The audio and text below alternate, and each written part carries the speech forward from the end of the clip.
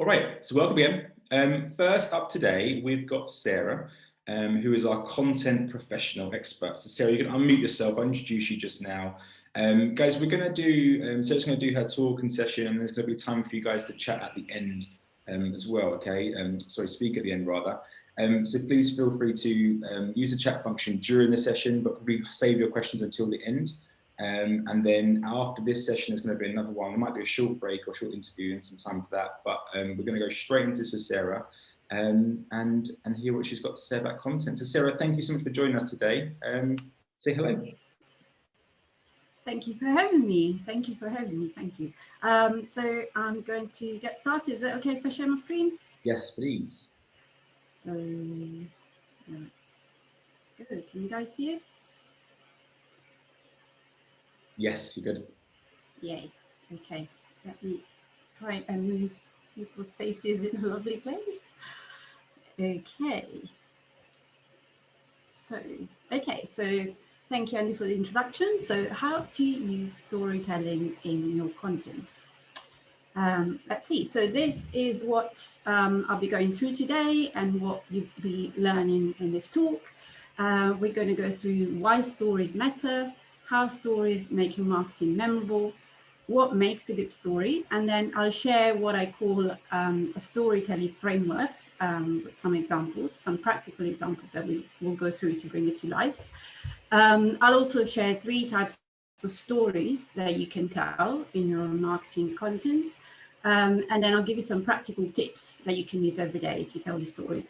My hope is that by the end of this talk, you'll be inspired and feel more confident in sharing some of your and your clients' stories in your marketing content, whatever medium or format you choose.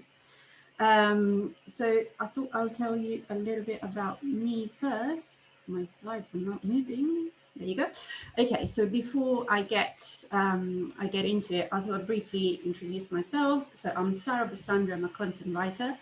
I help small businesses and podcasters with blogging, show notes, content repurposing, and particularly podcast transcripts into blog posts. And I also offer one-to-one tailored training and group workshops on various topics related to business blogging and writing for the internet. My background, and I know this is common and true for a lot of people, is in something completely different. It's actually in business analysis.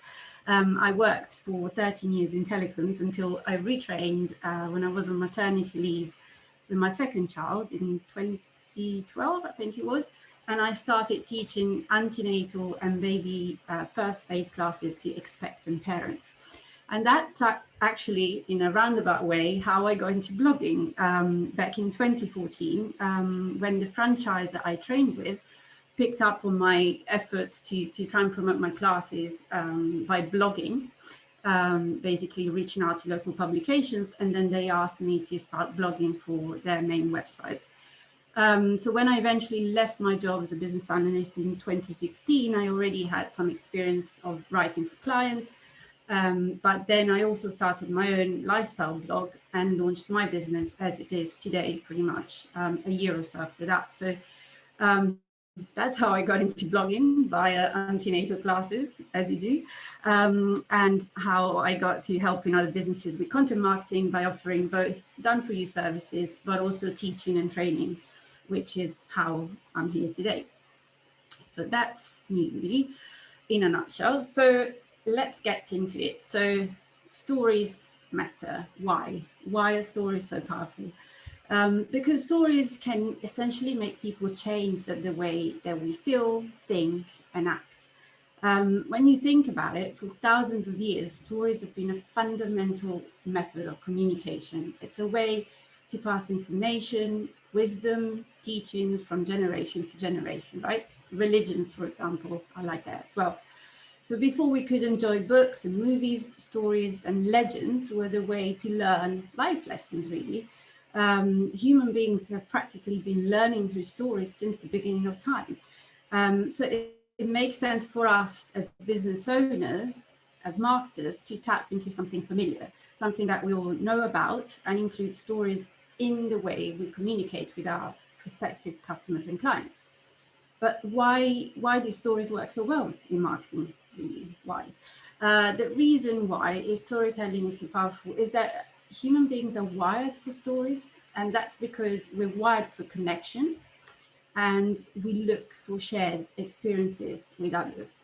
Essentially, stories help us make sense of the world around us, and they make us care.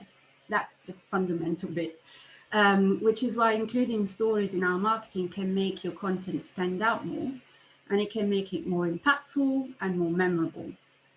If you think about the stories that you remember from your childhood, for example, the ones that your parents or grandparents shared with you probably still remember some of them, because stories help us create this deeper connection with your audience. And in turn, by telling stories that are unique to you and to your business and to your clients even, you get to stand out from the crowd. People remember your stories more. So what I really like you to take away from today's talk is that we all have stories to share.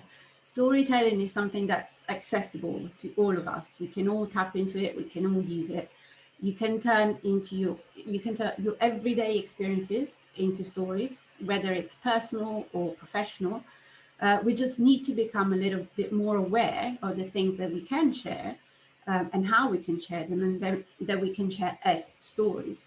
So I said that human beings are wired for stories because stories make us care. But why is that? So what happens when we hear a story or watch a story or read a piece of content that is told as a story or that includes a story? So a few things happen in our brains when we tune into a story. There's a lot more than just this, but this wasn't a brain science lesson. So one of them is called the dopamine. It's the so-called dopamine release. So stories tend to be emotionally charged, meaning that they make us feel something. And when we come across content that triggers emotions, we tend to remember things a lot better. So by definition, telling stories makes our content more memorable because people tend to remember a story more than they remember facts. The second thing that happens, and again, there are many others, but it's something called neural coupling. So without getting into the science of it, let's just say that a story activates parts of our brain that allow us to turn ideas and experiences into our own. So you've probably heard the saying that to get someone to do what we want, we need to make them believe that it was their idea in the first place. This is exactly how stories work. By sharing your stories, you're allowing someone else to take something from it. And the beauty of it is that it might be something different from every single person. So every single person might take something different from your story. But that makes it more impactful, more meaningful, and more memorable than you simply sharing data or facts, for example. And it taps into this innate instinct that we all have to look out for shared connections and experiences with other people, with other human beings, so we can learn something and make sense of the world around us. So before I go into details of how we share more memorable stories, I wanted to draw your attention to a few things that most, if not stories, if not all stories rather, have in common. The first thing is that stories make us feel. They make us feel something. So if you think about your favorite stories, books, movies, theater shows, the ones that you want to read again and again or watch again and again, even though you already know what happens, but we want to read them or watch them because they make us feel something. They make us laugh or cry, or it's just comfort watching, and they make us feel like we're part of something bigger. They make us feel understood, validated somehow, like we belong. So like there's someone else out there like us, or sometimes they just help us dream and escape into a world that will never belong to us. But what matters is that they make us feel something. Stories also teach.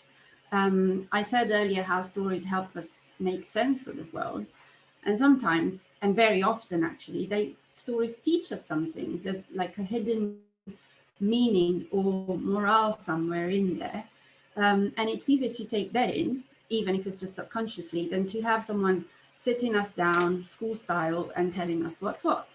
And that's definitely a good point to keep in mind when we share content, because people on the receiving end of it don't want to be taught all the time. Sometimes people just want to be given something interesting, something entertaining, and then come up with their own conclusions. So that's something worth bearing in mind. And finally, stories are predictable in pattern, but they're still unexpected and interesting. When you think about it, every story, they're predictable because every story pretty much follows this pattern. There's a protagonist or a hero. At the beginning, they're happy with their normal life, whatever that might be. Then something happens and they have this problem that they suddenly need to fix. Like Dorothy needs to go back to Kansas, or Marty McFly who needs to find Doc to get some sort of power to the DeLorean so he can go back to 1985. The hero has this big problem, goes through a series of events, and often grows and matures and changes in the process. And then you have this conclusion and resolution where the problem is fixed, is resolved, and the hero has gone back to normal, but it's a new normal. And when you think about it, pretty much all stories follow this pattern. And we like that because we're creature of habit and we thrive in things that are predictable.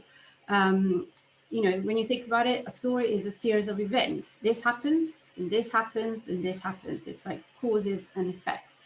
And we may not know what happens, and that's what happens next, and that's the exciting and interesting part of it.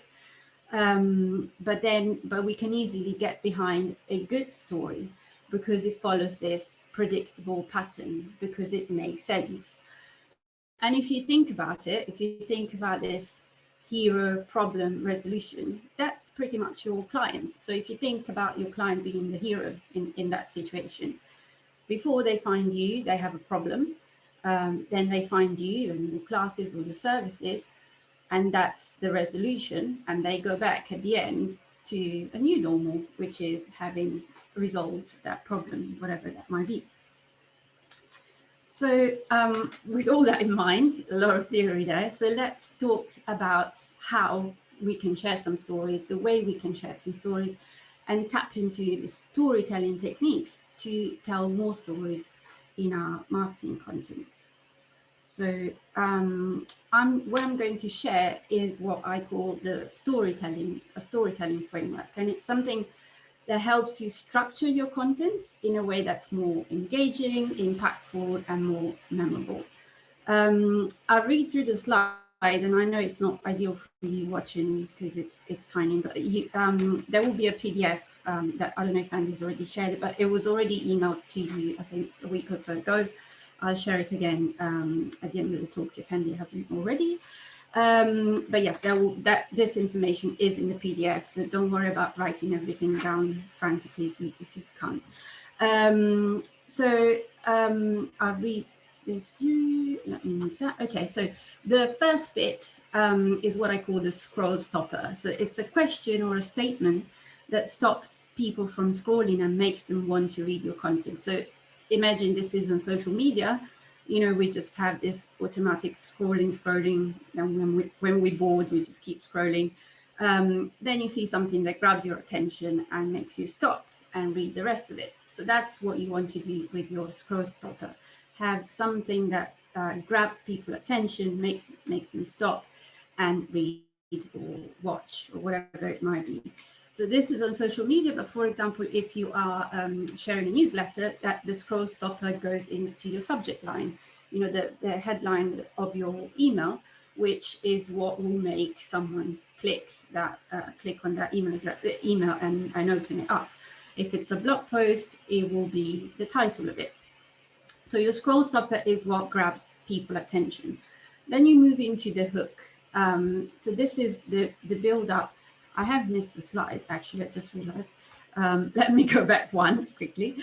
So there's 5 parts to your story, really. So I just talked about stories being predictable because of the hero problem resolution pattern. But there's also a pattern that every story follows that's even simpler. And that's each story has a beginning, a middle, and an end. So if we break this down into more detail, every story, no matter the medium or the genre, is pretty much broken down into 5 parts, which is introduction, build up, problem, resolution, and ending.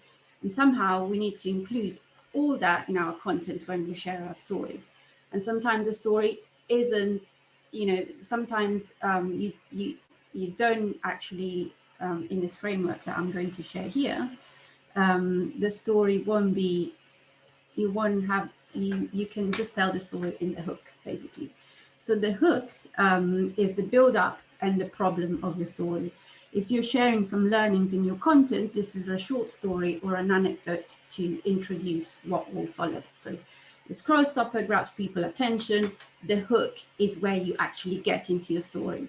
So the build up and the problem, unless you just want to condense your whole story into the hook.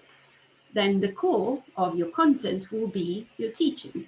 So the nuts and bolts of your content. So you told your story, and now you just add some more bits to it. This is what you want to say, your lesson, the morale of the story. Or it could be, if you haven't done already in the hook, it could be the resolution and the conclusion of the story. You could leave it at that.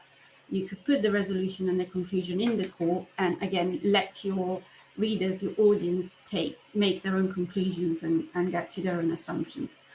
Then you always need some sort of engagement question, and I'm not talking about getting married here, or call to action. So this is the bit where you ask your audience a question to get them to respond to your content. So that if that's on social media, often that's a question. Stories are a natural way to begin dialogue with your audience. So make sure you ask them a question that's related to either the story or to your teachings that you put in the core. So to prompt them to respond, basically. And then finally, the hashtags. Again, this is specific to social media. Obviously, you don't need to worry about that if you're writing an article, a blog post, or a newsletter, for example. But on social media, I'm sure you know the hashtags act as keywords, basically. So if someone follows a hashtag, or if they search for a hashtag, they will basically see your content popping up if you have included it, if you have included the hashtags in it. So it's always worth researching for each platform where you're sharing content. It's worth researching how hashtags work because they work a bit differently. So for example, on LinkedIn, they recommend a maximum of 3 hashtags and no more than that. Otherwise, it might impact how many people see your content. For Instagram, I think it's about 30. So it's completely different. It varies by platform. So it's worth looking into how it works. So this structure can be used for any content you post on social media, obviously, Facebook, Instagram, LinkedIn. It can be used for your newsletter, but also, if you wish, for longer forms of content like blog posts or articles, guest posts for other publications, if you do any of that. So again, just to give you a visual reminder that links to that. So the story parts line up in this way. So you have the introduction in the scroll stopper, the build up and problem in the hook, or the whole story in the hook. And then you can have the resolution and ending of your story in the core. But if you've already put the whole story into the hook, and you want to add something else, some pointers, and you'll see that in a minute, then you just have your own teachings into the core. Otherwise, it's the place where the resolution and ending of the story goes. So to bring this to life, I thought we'll look at some examples. This is, again, I know it's tiny, but this is taken from one of my LinkedIn posts where I used basically a story in the post, in the hook of the post. So I told my whole story in the hook. So this is what I mean by telling the whole story in the hook. So the scroll stopper says, if you were doing something slightly wrong and missing out on the chance to do it better, would you like to know? Obviously, this wouldn't have stopped the whole of LinkedIn from scrolling, but the people who stopped probably stopped because I triggered some curiosity there. What is she talking about? What's she doing wrong? What am I doing wrong? What's missing? And so people keep reading. So then I went into the hook, and that's my story bit. So when my eldest son was a baby, not son, babe, I thought those flaps over the shoulders that baby suits come with were to make it easier to get the clothes over the baby's head. Turns out they were meant to make the neck of the clothing big enough so you can slide them down over the body and legs and not the head in case they get dirty. For years, I didn't know this. Why am I telling you this? Because I've realized that a lot of podcasters are publishing transcripts of their episodes into their website. Now, bear with me there. So in the call, I then said, but transcripts are not very user-friendly, not at all. And then I have a few points that you see those, with those icons there where I said, these are the reasons why I don't think that transcripts are very user-friendly. So in the core of my piece of content, you know, my story is already finished. The conclusion and resolution is already done. But what I'm using in the core is my teaching. So I'm sharing what I believe, basically, that's related to my business. And then I added the engagement question. Are you a podcaster? Do you use transcripts at the moment? And then I added, and did you know about the baby grow trick? Now, I'll give you this. The link between the baby grows and podcasting is strenuous, to say the least. But there's a shared experience in there right at the start, which is why I used that question in the scroll stopper. And the shared experience has to do with talking about something that we do all the time and that we know that we're not, you know, we don't know we're doing it wrong. And we've all been there. We've all had an example of something that we were doing like that and it turned out to be wrong. So the question is, how did you feel about when, you know, you found out there was a better way? Would you rather know, or would you rather keep your, you know, stick your head in the sand and, because you're doing the same thing forever? Or would you like to be told?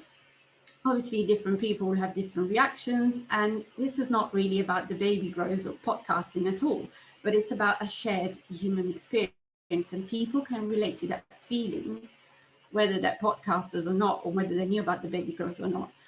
So you can see the story I used has nothing to do with my business. It's just me sharing a personal experience. And that's all it needs to be sometimes, because by sharing content in this way, then people notice my post, and a lot of people engaged with my content, mainly not about not knowing about the baby grows actually, and that made the content stand out. It made it more memorable. So what happens is that people check your profile, they check what you do, and they might remember you when the time comes to either use your services or recommend you to someone else, which is what we all want from social media, right? Another example, this one is not from me.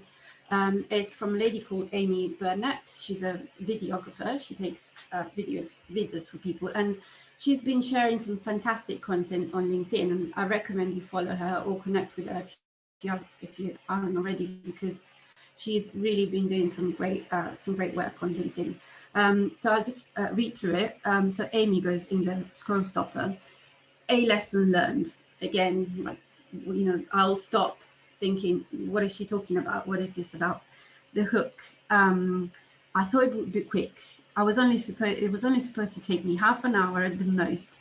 I was even looking forward to it. After all, I enjoy this kind of stuff. If only I'd known. After many attempts, I still wasn't happy with the result. I mean, how hard can it be? My revision had already made double digits. Was I even going to finish this? I'm still reading, and I don't know what she's talking about still, but I keep going because I want to know now. So I realized that maybe I needed to be a little bit less of a perfectionist, be happy with 7 out of 10, as someone once said to me, just after I made that last tweak. It was then, as evening began to draw in, that I realized I've been doing this for 3 hours, 3 precious hours spent on my LinkedIn banner. I mean, seriously, have I gone mad? And then in the course, the story is finished. In the core, she then, go back. In the core, she then says, it's been a valuable lesson. And then she shares basically next time she's going to outsource. So this was really about spending ages doing something that it's not your job really, rather than outsourcing to someone who could do the same thing in 5 minutes. So again, we've all been there. So the engagement question was, what have you spent too much time on recently? And she had loads of comments from people who actually replied. Some of them talked about their LinkedIn banner, but most people talked about the outsourcing bit and the things that they spend time on. So what Amy did really well there is that she created some sort of suspense there, where I just wanted to keep reading to find out what she was talking about. And it's only halfway through that I find out what she's talking about. She really built that up, because by the time I did find out what it was about, I was invested, so I kept going. And you notice the topic isn't anything sensational, but she had just under 60 comments on this post, and some of them will be hers, but at least half of the comments are from people who took the time not just to read the post, but also to engage with it. And that tells LinkedIn this post is valuable, and it'll show it to more people, and then more people will see it because their connection have seen it or commented on it. They found it relatable somehow. Some people talked about the banner, some people talked about hiring a graphic designer, and some people talked about something entirely different. But the key is that they engaged with Amy and her content, and this post made her memorable, human in someone's mind. And maybe it means they'll remember Amy and her stories next time they need a videographer for themselves or for someone they know. So memorable, impactful. Last example, I promised. So this is another example of a different piece of content. It's a newsletter I sent out to my list a few months ago. And again, you can see the framework in action here. So in the scroll stopper, which was basically my subject line, the title of the email, I said she thought her blog posts were pathetic. Now, again, not everyone will open this email, but the people who will probably think, who is she and what's pathetic? Why? That's a bit strong. So what's going on? So in the hook, I said a few months ago, someone I've known from shared online spaces for a few years now got in touch with me. Hey, Sara, I've realized my attempts at blogging have been pathetic. Can we have a call, please? I think you might be able to help me. I did a bit of a dance, the one that every small business owner does at the prospects of making a sale. Obviously, I replied promptly.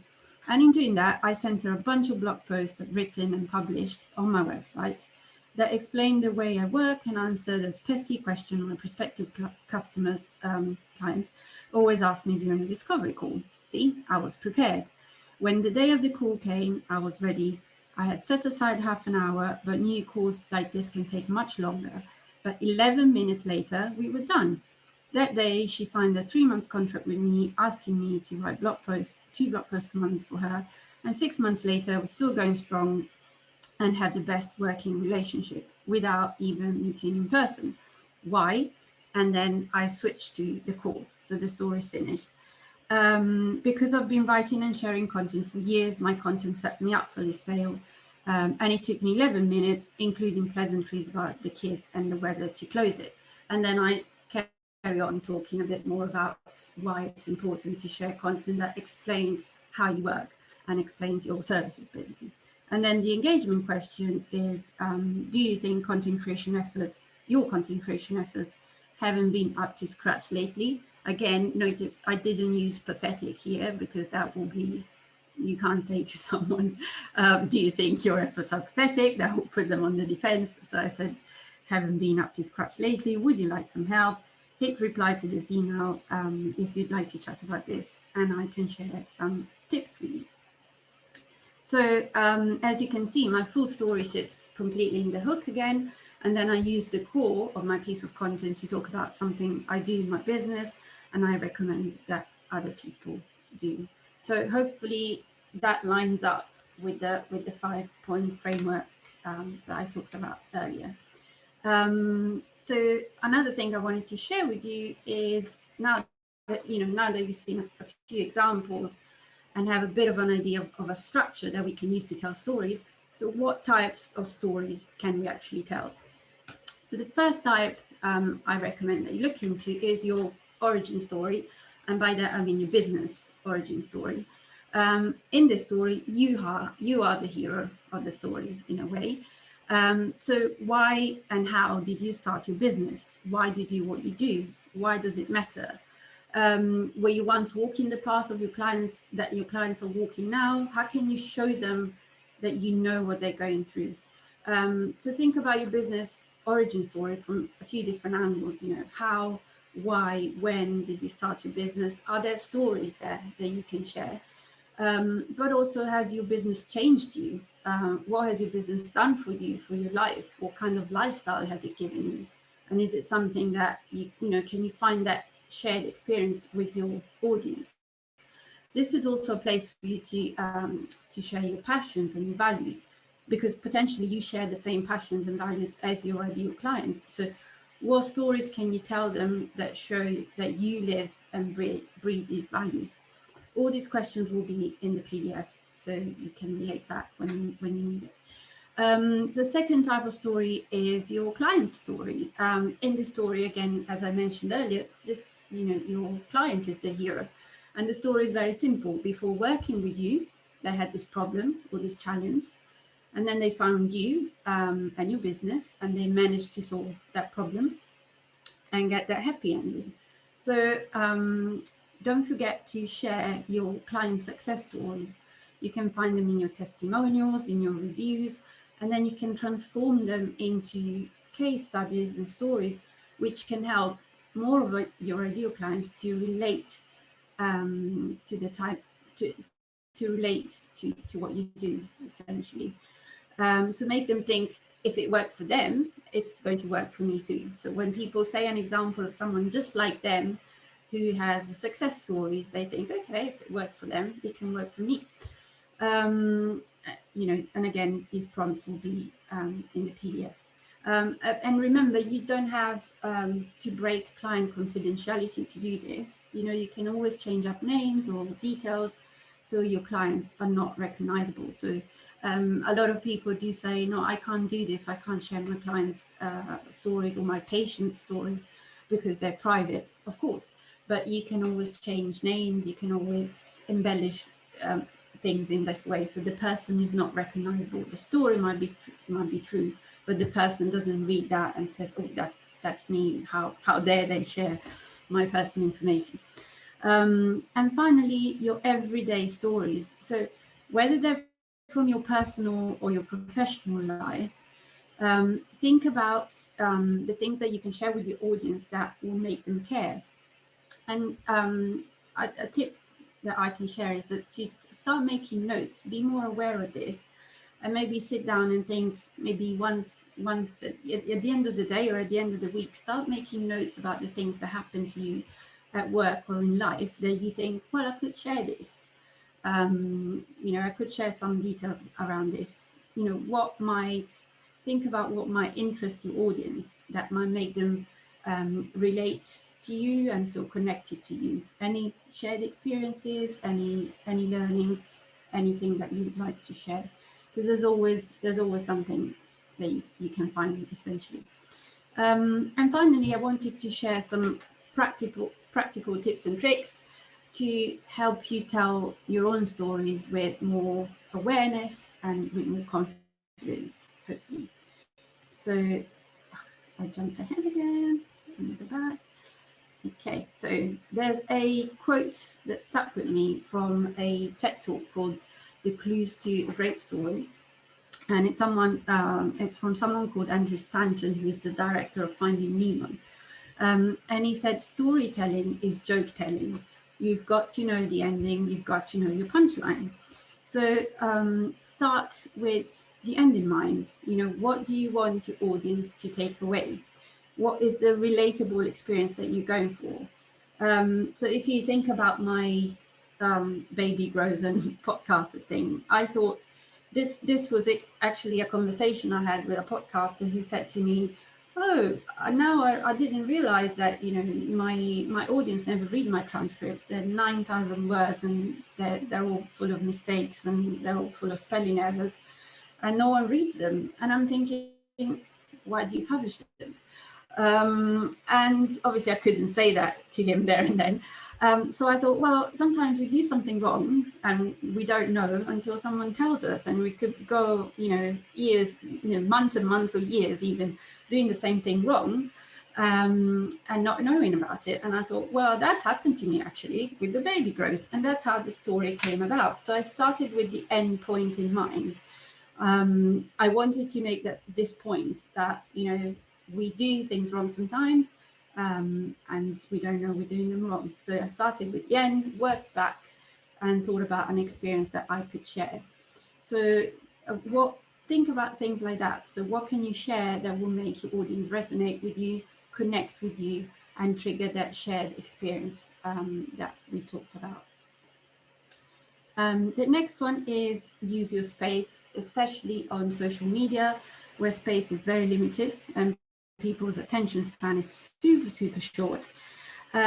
Make use of your space. You can do that by changing the rhythm of your sentences.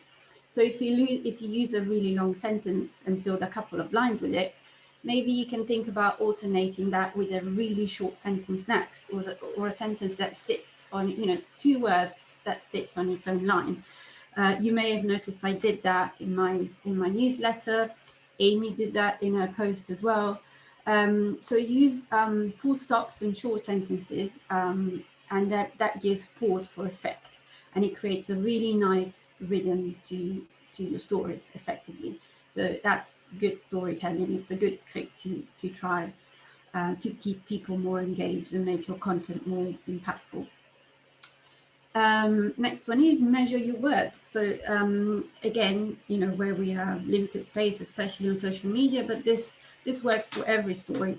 So I suggest you draft your story first, or maybe you can record yourself telling it the way that you would tell it to your friend or a client, and then skim it. Break it down into the parts that really matter. So take away any details that you don't need. And if you're sharing on social media where space and characters are limited, mince your words, so cut the story down to what matters. And even if you have more space, if you're creating a blog post or an article or a newsletter, still remember this principle, because it will make your story more impactful. We all have the friend who goes on and on and on when telling a story, right? So they go off a tangent, down a rabbit hole, and before you know it, your eyes are glazed over and you start thinking about what you want to eat for dinner and you're not listening anymore. So let's not be that person that that adds all the details that are not relevant. So take out what you need from your story and boil it down to what really matters. And obviously we talked about the fact that stories are important because they make people care, so make your audience care. Don't forget to include feelings and emotions in your content. Talk about them, because it takes us back to the shared and relatable experiences that we connect so well with. And if you want to take this a step further without becoming too formal or sound like you've swallowed the dictionary, but once you've written a story, you can then think about replacing some of the most common and overused words like take or get with more powerful and descriptive ones, the words that paint more of a picture, that evoke feelings. At school, they call them strong verbs and strong words. So you can smile or you can beam, you can worry or you can fret, you can look or you can stare. So you get the gist. These words don't just describe an action, but they also tell you how the action happened. They're more powerful, they're more intense, and they're more telling of the situation. So if you're sharing content on social media and even a newsletter, I'd say don't be scared of using emojis unless you completely hate them or they're off-brand for you. Some people do hate emojis with a passion, so if that's you, just ignore this. But if you don't mind them or if you like them, they are quite useful in that they can add a splash of color to your content. And also they break up the text quite nicely. It's a nice visual experience for your readers. So when they face with the text, it's not that serious and it's not full of just a wall of text, which is not very enticing to read. And also, believe it or not, even emojis can help you convey emotions or feelings. So you can put, a smiley face, and people know you're joking or you're not taking things too seriously. So it's a good trick to try if you don't hate me.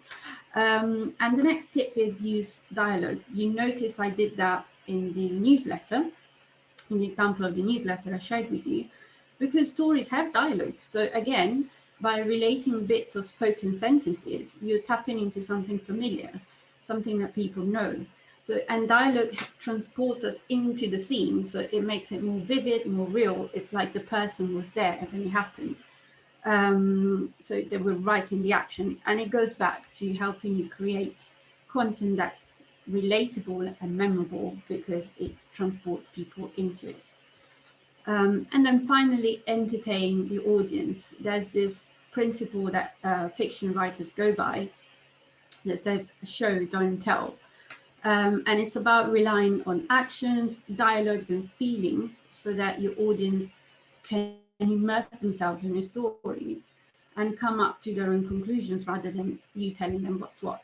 So there will be times when this works better than others, but it's something for you to consider when you tell your story. What I'd say though, after all this, is that it's not an exact science. Storytelling is not that prescriptive. So have fun with it. Have fun with your storytelling. Add your personality in. Find your voice. Find your style. Because the more you use storytelling, the more comfortable and confident you become. And when you enjoy creating content, actually that comes through because your audience will enjoy it too and come to expect it and look forward to more of your stories. If you become known for your stories on social media or in marketing channels, that is a big thing. And before you know it, you'll be known in your industry for the stories that you tell. But remember, stories are everywhere, so you don't have to have done something extraordinary to be able to share stories. It's about finding stories worth telling in your everyday experiences, in your interactions with the people around you, family and friends, your work, the work you do with your clients, your networking meetings, the interactions with suppliers and colleagues. There's always a story, and it's your job to find it. So that's it from me today. If you'd like to find out more about me and my services, you can check out my website, sarabussandri.com. As I said earlier, I offer done-for-you blogging packages, but also tailored training for people who need help with blogging. And on my website, on the homepage, you'll find the link to sign up to my free 7 days course on batching your blogging if you're interested, so you can create content more efficiently and in less time. I'll drop my email address in the chat in a minute. So I'd welcome any emails if you guys want to get in touch with some feedback, suggestions, or questions. I'd love to hear from you guys. And I'm conscious I've been throwing a lot of information at you, so I'll stop talking now. And I think we have some time for questions, Andy, right? Yeah, thank you. If you can stop sharing, so that'd be great. And feel free to pop your email address and stuff in the chat function. Right, guys, it's question time. And I've got a couple to start with. So while you guys, I won't get you guys to unmute yourself. There's too many of you to start unmuting, you might go a bit crazy. But feel free to use the chat function, type in your questions you've got about anything that's been spoken about or things you've been thinking about. I suppose for me, obviously, most of the people watching this will be children's activity providers. So they'll be juggling running the business. Lots of them are parents as well with children, so there'll be that juggle, which we all know as business owners who also parents, that can be quite tricky sometimes. The timing is an issue. Yes. And also, I know an issue with these things, such as blogging or getting really good at blogging or writing content and stories, that sort of stuff, is forming a habit. Is there any tips you've got for someone to kind of form the habit and to kind of use that storytelling muscle and to get your ideas flowing? I think that's the hardest thing sometimes, is just kind of getting going, right? Is getting out the door and going for a run, or sitting down, actually spending an hour writing ideas or actually doing some stuff. So how do you find, have you got any tips for people to just kind of get started with this or kind of really get in that habit? A very interesting question, because obviously I'm human too, and I fall into that trap as well. And I'll tell you this, when the first lockdown happened, I disappeared from social media because my head exploded and all my routines went out the window, obviously. So I guess it's like any habit, really, like going for a run, or, you know, to anchor it to something that you do every day. So it could be, you know, you drop the children to school, you come back, first thing you do, you put together a post for LinkedIn. I actually got into a habit of posting on LinkedIn every day over a summer when I was taking my children to swimming lessons. As they go into the pool, I'll be spending 20 minutes there typing my LinkedIn message, and I didn't miss a day because the classes carried on. And so I had that routine, and then I got into the habit, and it was easier to maintain it. So I guess it does take about 15-20 minutes actually to craft at least a LinkedIn post or something of that length that you can share a link on Facebook or Instagram, for example. So it's when it works for you in the day. But also, I always say this, that there's this saying in NLP that behavior breeds behavior. And I always say it's the same thing for content.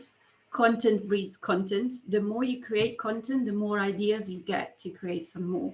So if you do go over this initial struggle of trying to get to form the habit, if you do it for a week or 2 weeks, you will notice that you get more ideas, because then people start to interact with you and you start to work out what works, what people are interested in, and you get more ideas for it. And I think once you get the ideas flowing, it's also easier to maintain that habit, because you've got more ideas than, you know, you're not sitting there going, okay, I need to write something and I've got no idea what to write about. So if you get yourself into this habit initially, it's an initial struggle, but if you can find the time in the day and anchor it to something that you do every day, it doesn't even have to be every day, really. Twice, 3 times a week, that would be brilliant. Okay, great. Well, we've got a shy bunch of people here not asking questions. I'll ask one more question so you guys more time. Generational differences. I'm always interested in this topic when it comes to, you know, millennials and then Gen Z and all this sort of stuff here. So kind of a bit of a tangent question for you, Sarah, here. But have you noticed, obviously, there's lots of talk about, you know, digital natives, and there's more and more mums now that are millennials, and even the Gen Zs now becoming, you know, mums as well. And obviously lots of parents here and lots of people attending this event or watching this event will be targeting parents of young children in particular. Have you found there's any difference with catching people's attention with people that are slightly younger or different generations? Because obviously, you know, storytelling's, like you said in your talk, it's kind of been, you know, since the caveman days, and that's obviously going to continue no matter what. But have you found there's a difference, the kind of hook and that side of things? Is that changed a little bit over the past few years, or is it still pretty much the same as before, depending on what age you're targeting? Yeah, it's obviously for the younger generation, it's obviously video and also snappy, shorter content on those platforms I'm not even on, like Snapchat. I don't even know what they are.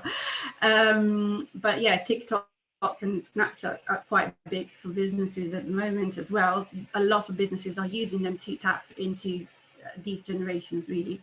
Again, you know, I'm probably one or few generations up, so don't use these platforms myself.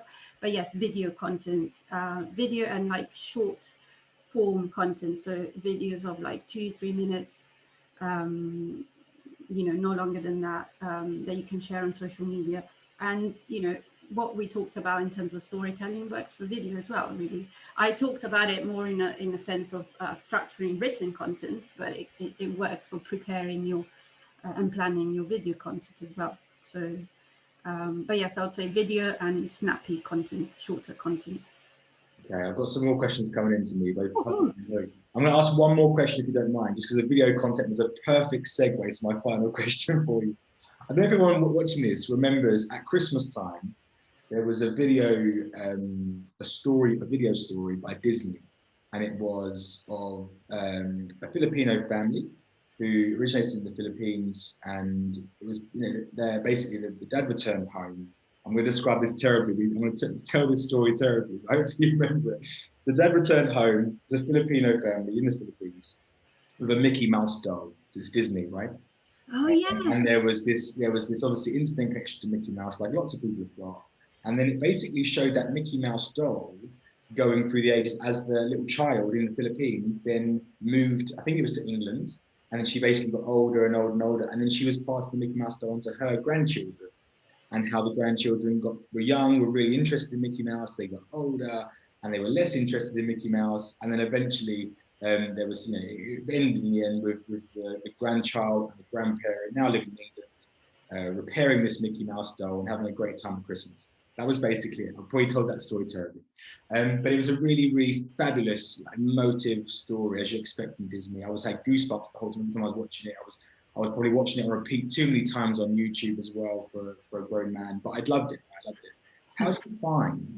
How do you find the stories, obviously in video, are different stories in blogs? How do you find you create that emotional connection as much? You know, because I think it's hard. I write blogs as well for ICAP and other things I do, and it's kind of hard to kind of grip someone for that long, you know. I think whereas video content's a bit easier sometimes. But how do you find the balance? And obviously, we're always told as well that you've got to be video marketing in this day and age, whereas, you know, people are still saying blogs are still very much a very important part of marketing. So how do you find the balance, like between one or the other, and yourself in your own business? Do you find that a struggle to kind of balance video stuff and blogs, or you just focus on one? Well, it's interesting because I don't really do video much. And in fact, I did hire the lady I mentioned, Amy. She came to do my videos for me. So she came to my house when it was allowed 2 years ago, and she took videos of me talking about my services, and I put those on my website. But I don't really do. I'm probably the wrong person to ask in that. I don't video. I should, but I don't really do video on the daily and on social media. And I've taken that stance really because I'm just a writer, and so I just find writing content is easier for me. It taps into my skill set. But also, I would say this as well: you don't have to be doing everything. You know, you don't have to be. You know, pick the thing that you enjoy. You don't have to be on all the social media platforms. You don't have to do blogging and newsletters and social media and everything and videos and lives. You go mad, and there's not enough time really. You wouldn't really have a job at the end of it. That's a job in itself. So pick the things that you enjoy and that you're best at, because that gives you a better chance of being consistent and just keep doing the thing, whatever that thing might be. And also you get really good at that. And consistency and being good at that, consistency and mastery are the really good combination to get you noticed. And you will find your ideal clients on any platform and on any, anywhere, any format that you share, you'll find your ideal people on there. So just pick the one that you enjoy and get really good at it, I would say. And if you can't do video, you'll still find people in other ways. Okay, fab. Right, that's enough for me and my questions. We've got a few coming now. So Vicky said to me, do you think it's possible to put a story on a marketing poster rather than social media? A story on a marketing poster rather than social media.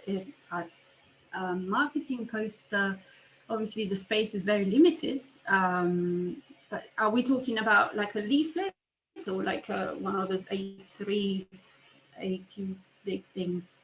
But I don't see why it's not possible to share a story on there. But it would be, all I'm thinking is that, it's not, when you talk about blogging or social media, it's, it doesn't stay forever, it just flows and goes. 2 days later, no one, seen it, gone. But if you have it on printed material, that has to be like a really powerful story that you have to have, it has to be very key to your business, I would say, because that marketing material or leaflet or printout has to sell, I suppose. So is that story really key to your business? Will it sell your services? And it has to, then you have to go through a very careful selection of, which story will you tell, I guess. So that's the only thing. Be careful what you put on there. All right, great. Right, that's a question for you now. Thank you, Sarah. A fascinating and inspiring talk. I was wondering, how do you use storytelling to grow an audience? This is especially challenging time right now. Yeah, keep posting, keep sharing, keep doing it, I guess. To grow an audience, grow an audience on social media, you just have to be consistently present, grow an audience on newsletter. Again, I'm working with a couple of podcasters at the moment who specialize in email marketing, and they email every single day of the year, if not twice a day. And what they're saying is that if you don't have that consistency, if you don't email every day, people just forget about you. So I guess consistency is key on whatever channel that you have, and just keep telling stories. Again, you don't have to tell stories every single day. It's not that kind of pressure, but yeah, be consistent with your posting. Whatever you do, be consistent with your content, I would say. Okay, great. Joseph says, something that really stands out for me is the Cadbury's advert a few years ago of the gorilla playing the drums. Would you recommend going that far if doing a video/animation story for your company? I guess you could. That's right. That is awesome. That was awesome. I will never forget that one. That was amazing. I might actually go and watch it in a minute. But yeah, no, that was an amazing piece of yeah, that was amazing. Yeah, I mean, if you have the resources, if you can work with someone to do it, again, is it the story? Because I'm assuming you wouldn't then produce a video like that on the daily or on a weekly basis, not even on a monthly basis. It would be the one that you do and it will last you for a year or so until you issue another video. So I would definitely at that point work with someone, an agency, or at least someone specializing in videos and this sort of stuff to create one. But if you have the resources, it's definitely worth doing, of course. Okay, great. Pam says, I agree with Caroline's question and sentiments. Plus, there's varying advice around regarding frequency of posting. What is your advice on that? And I've also been advised to use language an 8-year-old level. Would you also agree with that? Yes, to the 8-year-old level. I've heard 5-year-old. but again, all that means is use plain English. Don't try and bamboozle people with terms and acronyms that that will just confuse your audience. That is what it means effectively. Speak to people at that level, thinking that you are the expert, and not everyone knows in terms of knows what you know. My physio, for example, she posts some stuff sometimes with the names, words that are 15 letters long, and I'm like, what is that? I don't even understand. I have to look it up. So don't do that. Just speak to someone as if you're the expert, but don't use big terms and stuff like that. So plain English, I would say. And around the regarding the frequency of posting, I know on LinkedIn they say about 3 a week is kind of spot on. It depends on the platforms again, but on Facebook, for example, it's really, really hard to get traction at the moment unless you're paying for advertising. But again, the more, I think if you're just starting out, if you're not regular enough, you can try and do every day to kind of build up a little bit of an audience, and then you can slow down a little bit. But if you're starting from scratch, maybe every day on social media, blogging once a week will be amazing. But because the recommendation is to create longer pieces of content, if you could do twice a month or even one a month, but really long piece of content, that would be worth your while, rather than 4 very short 500 word pieces of content, which these days don't go anywhere because they're just not long enough, not in depth enough. They're not picked up by the search engines really well. So it's worth going into depth and producing longer content, but less frequently. Okay, great. Sarah says, following on from Pam's question above, I've read that only every 4th or 5th post should be a selling post.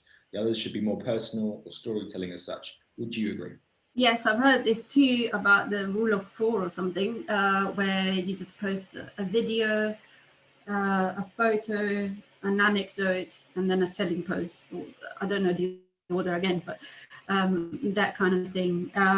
But yes, storytelling would be your part of this kind of pattern where you're not necessarily selling, but you are sharing you're going for that connection and that related experience and triggering that emotion. We don't have to ask for the sale for every single post, but again, all these posts do still raise awareness about you. And as you know, sales are not immediate. It's not because you ask for the sale in a social media post and then someone would click and buy. That rarely happens. But if you just build up in a cycle like that, and you just have you build up this awareness and build connections and relationships with people, that still eventually leads to sales. It's just a longer term kind of plan. But yes, I would say that's true. Follow that pattern and share more. You can share other people's content and in different formats. This is why I had video, text, story, and selling, for example. Hi, Felicity. The only person I know. Lucy says, how do you come up with fresh ideas? Are there any tools or methods you recommend? Fresh ideas. Like I said earlier, I think is this content breeds content. So for me, if I don't do it for months, and I haven't, it just kind of all dries up. And it's like, oh, I need to post. I don't know what to post because I haven't posted in ages, and I just don't know. It's like it's gone blank. There's nothing to say.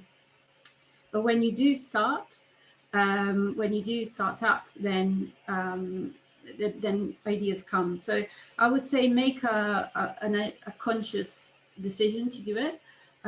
What I do say to people, and I do myself sometimes, is create an ideas bucket, and I just sit down and I will just write some things, and they might be random, and like, out of 5-10 things I write down, only one will make it really. But I start jotting down all the ideas I have, and then every day I add to it. So then you always have this like long catalogue of ideas that when you sit down, you go, well, I've got to post something. You can at least just go through a list of things that you have cooked up half cooked in your mind a few days earlier, and then expand on it and build on it if it feels like, if you feel inspired. But at least you'll have a bank of ideas that you can tap into. So really, you need to kind of make that decision and go, okay, I'm going to create my ideas bucket, or whatever you want to call it, and just start it. Okay, fair. Right, last question, I think. As Sophia said, and we sort of touched on this one already. When we talk about consistency, we're all adding to the constant noise. So if we all posted less but better? So quality over quantity, I guess, which is kind of what you touched upon already just now about the length of posts. Yeah, no, that it's ideal.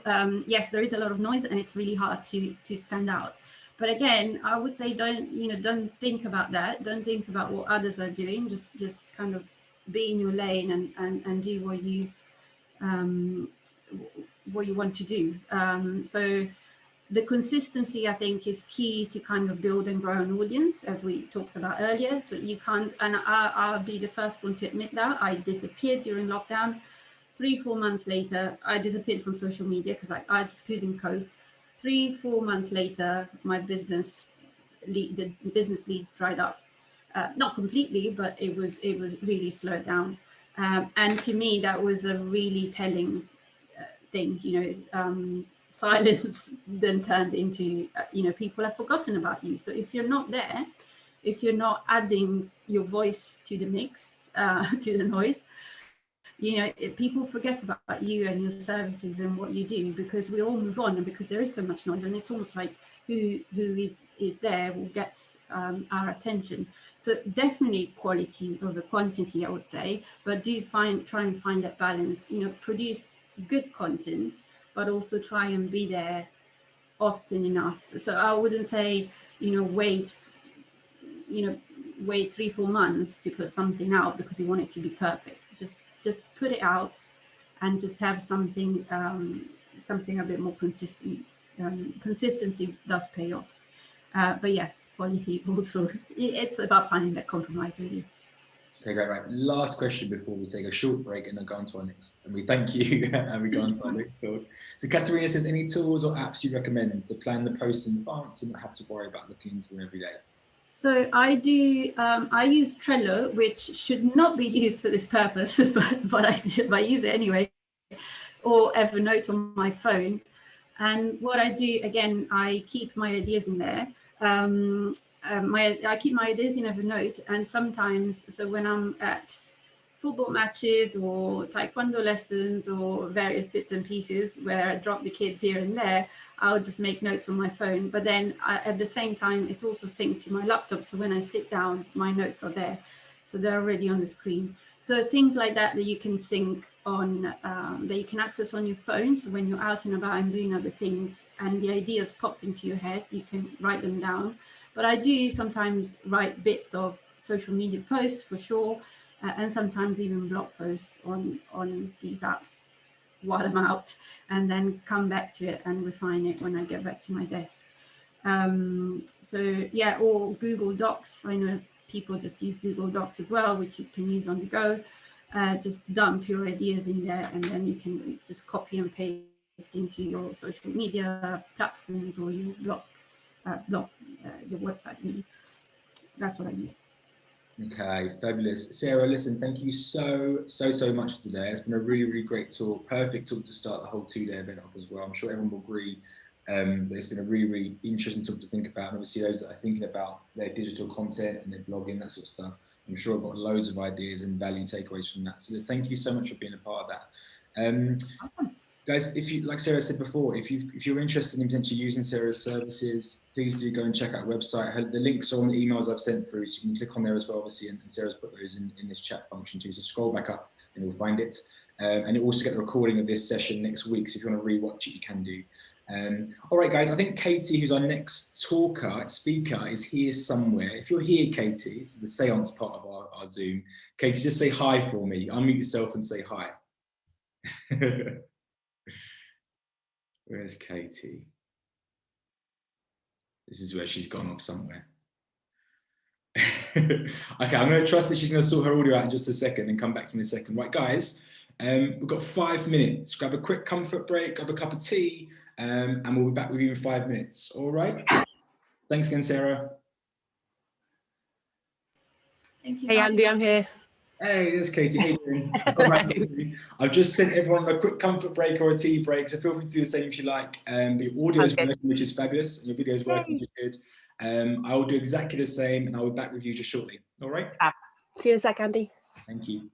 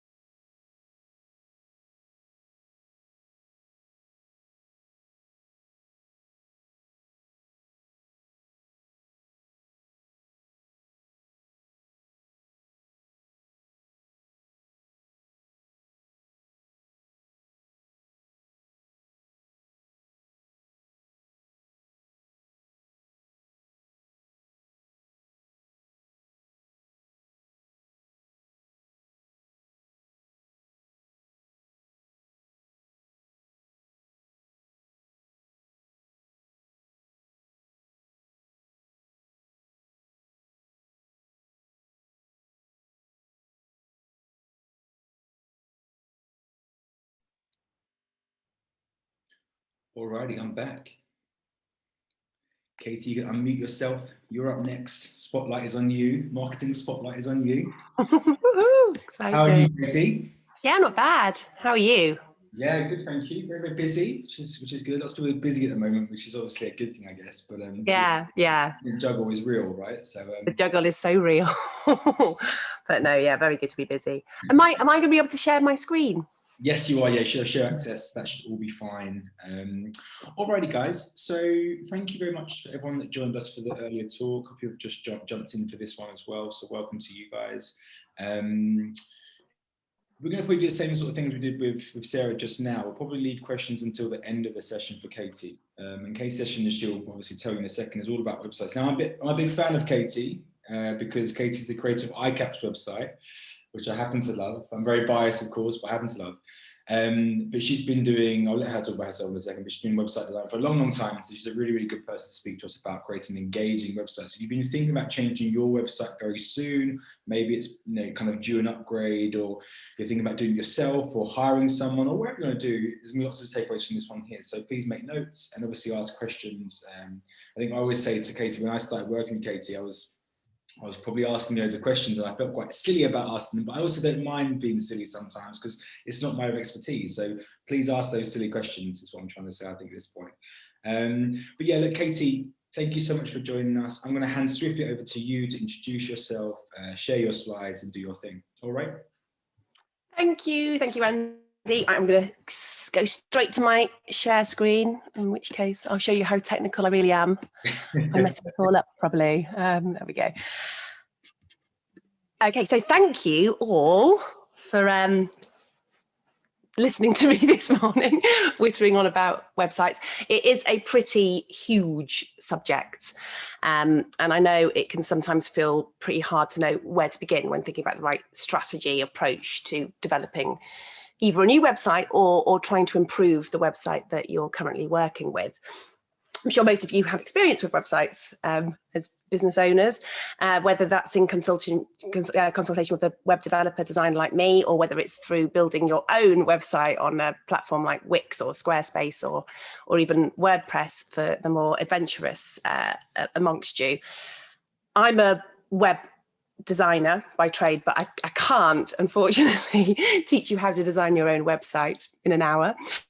But what I can do is run through some effective tricks, shortcuts to make your website really start working more effectively for you and ultimately for your business. So how to create an effective website. What does that actually mean? I'm going to move you so I can access my slides.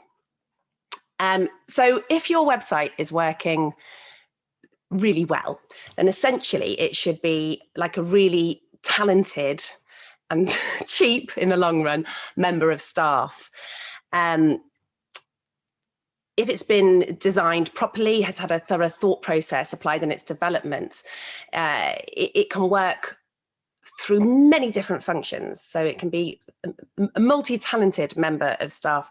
It can be an excellent first form of contact. It's often the first impression that any potential customer has of you. And so it's a really brilliant opportunity to show everything that you are, to really, really go in bells ringing about what a fantastic company you are, what you can offer. You're in control of that impression. So that is too important a factor to ignore. It can also be a really brilliant PA. It can save you a lot of time in terms of fielding inquiries. So you don't have to, respond to people who are not appropriate, who are not relevant for your clientele, because they will be filtered by your website. They'll know not to contact you because you're not the right fix for them. It's also obviously a gold mine of information about your website, so you won't have to field the same questions again and again and again. You won't have to keep writing those emails back to people who are asking questions about your service. So, you don't have to keep answering if you still have the class on Tuesday at such and such town hall, because all of that information will be readily available on your website. And crucially, which is what I'm going to be focusing on today, it can be an amazing sales manager. It can be working for you, all guns blazing, at making sure people see how attractive the service that you're offering is, and it can lubricate, is that the right word? It can facilitate turning a visitor into a customer. It's that capability, like I said, that I'm going to focus on, because it's why we're all here. This is a marketing spotlight. We're all here to learn how to improve our marketing, get more bums on seats, or children in swimming pools, or babies on mats, all of that. So essentially, we are going to learn how to make your website into a lean, mean marketing machine. Who doesn't want that? We're going to look at how to optimize your website to make it convert as many potential customers as possible into doing the action that you want them to do once they arrive at your site. So whatever that is, that could be getting in touch with you, that could be signing up for a trial class, that could be buying a term's worth of classes. Whatever your objective is, we're going to look at how you can optimize your site to make sure that that action is promoted as much as you possibly can. And because it's amazing how websites do fail at that a lot. A lot of websites I work with initially are terribly British in the way they approach this technique, and they're not as salesy as they can be. Salesy sounds like a bad word, I think, and I think we need to shy away from that. You need to loudly and proudly say what you're offering and make it as easy as possible for people to access that offer. So, who am I? I'm Katie, and my company's called Geek Boutique Design, and I started it about 6 years ago now.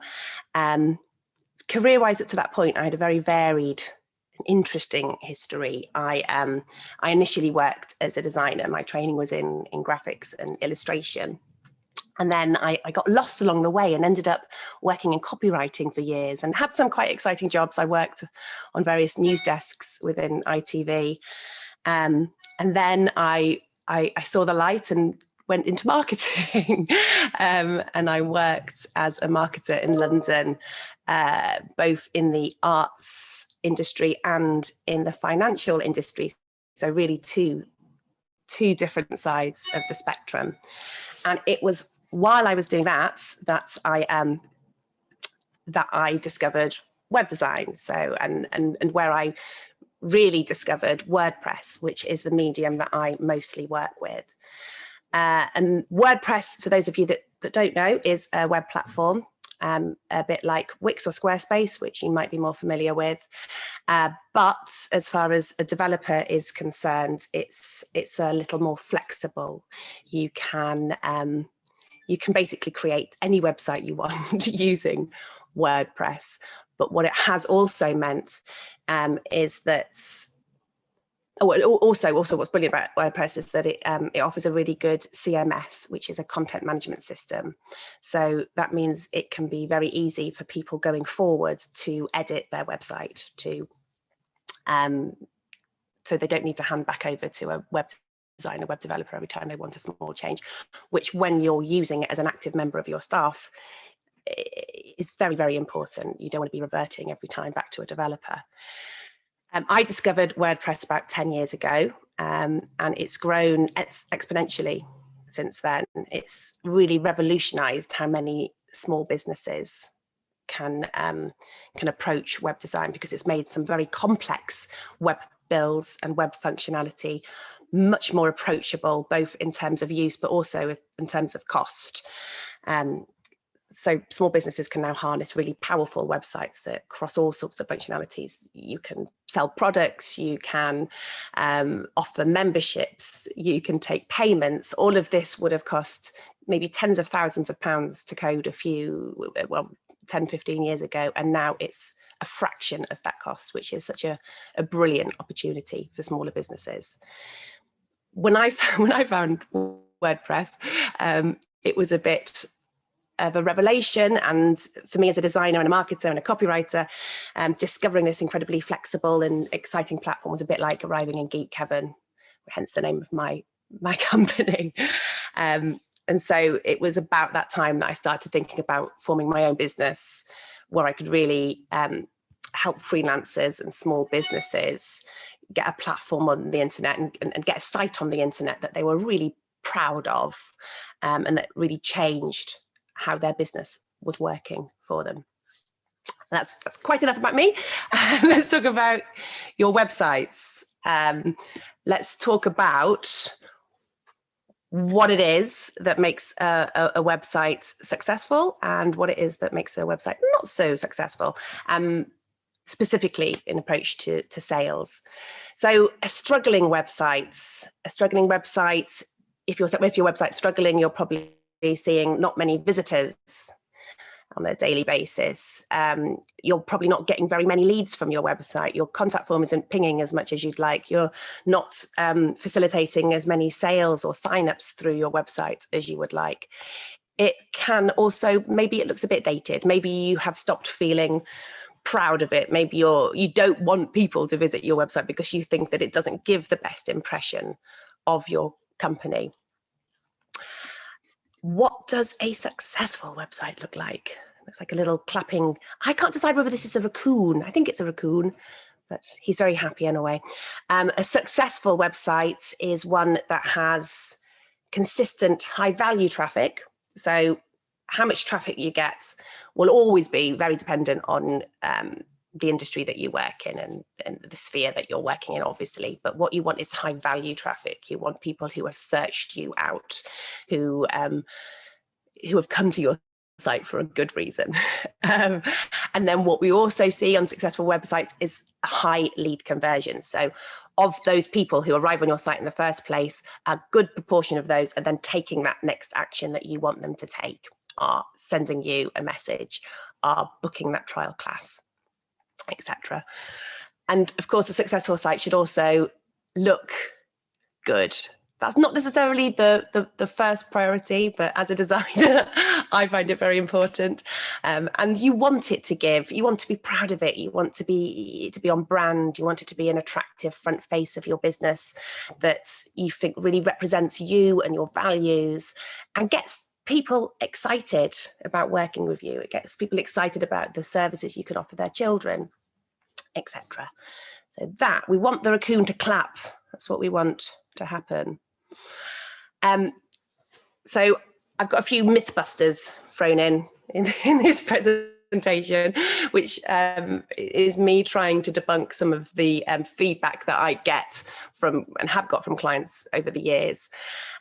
One such myth is people who insist to me that websites aren't that important anymore, that they get most of their engagement nowadays through social, through Instagram, through Facebook, etc.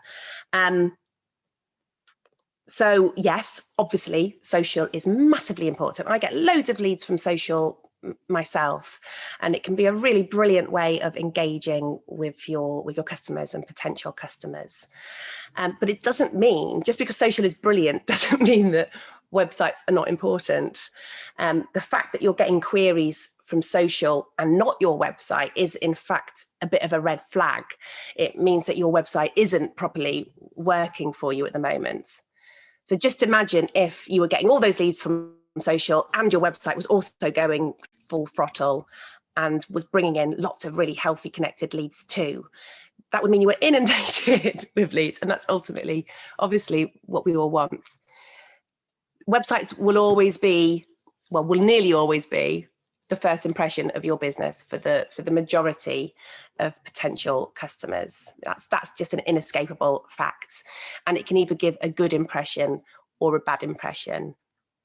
Think about your own behavior. Think about when you're choosing a new product or service or course, etc. Do you purely go on the information you get through social if you've connected that way, or do you fully scope out the business? Do you fully scope out their websites? Do you read all their recommendations? Do you read their testimonials? what makes you make that decision in the end. If a website's being used properly, then it's a huge endorsement of you and your business, and it can describe in detail, far more detail, who you are and what you do than a Facebook page, for example. It's essentially a really big online advertisement, so you can project the face that you want to project of your business to the user. You are totally in control of that, and that's too good an opportunity to miss. You can manage and guide the user from the moment they drop onto your website so that they navigate the site and your business in the way that you want them to view it. I know for me, certainly as a customer, the website's often the deciding factor in persuading me as to whether I should get in contact or not. It's also worth thinking about just how much you use Google as opposed to social sites to find services. I know certainly if I'm looking for a class for my child for swimming or drama or ballet, which are all the things she's doing at the moment, my first avenue would always be Google. And so I'm going to show you a nice little picture of an ostrich with his head in the sand. And if you are one of those naysayers who think that websites aren't that important anymore, I just encourage you to pull yourself free. I know I'm biased, but still, pull yourself free of that misconception. So now that lecture's over, I'm going to move on to what we can do. What do we need to do? How do we make your site into that successful site?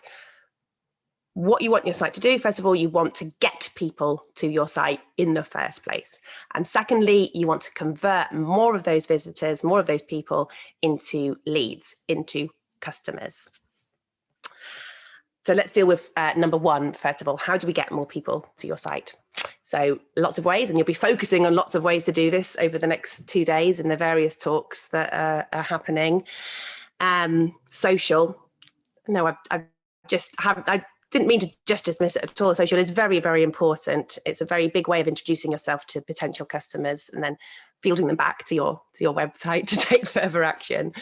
And of course, adverts, Google ads, Facebook ads, Instagram ads, even ads in local press, not online facilities, local papers, local directories, online directories. All of these are different ways of encouraging people to visit your site.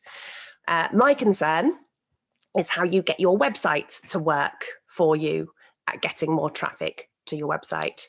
So increasing what's known as organic traffic, which is when people find you through a search engine, mostly Google, and travel to your site therein.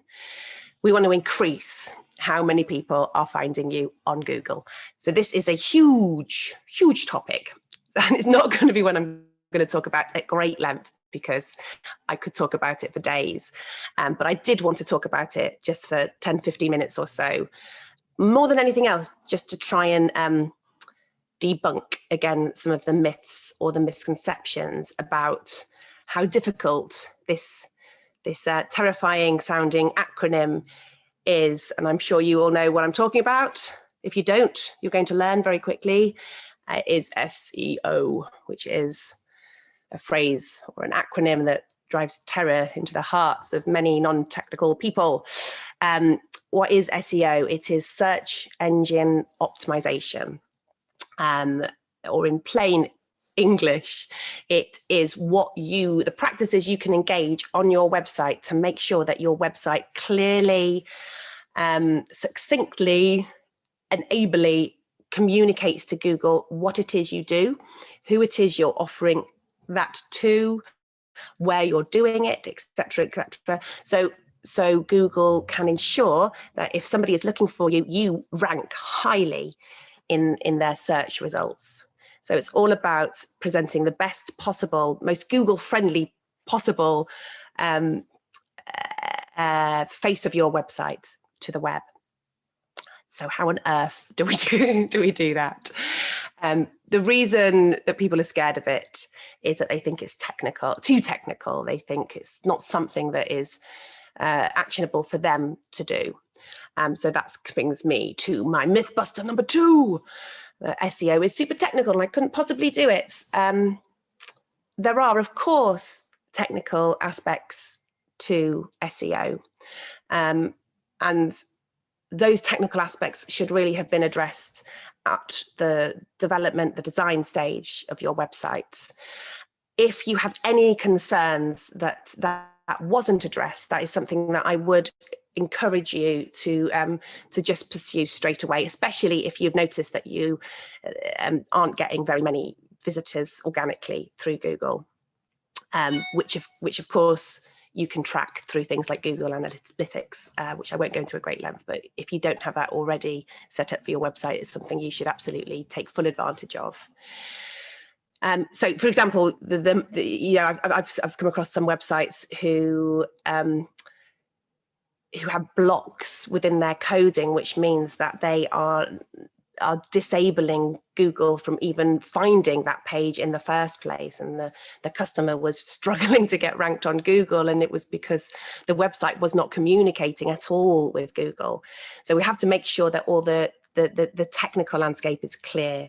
There's also various stuff in terms of page optimization that can help, and talk to a web developer about checking your site out to ensure that it is doing everything that it could be doing on site to help that out.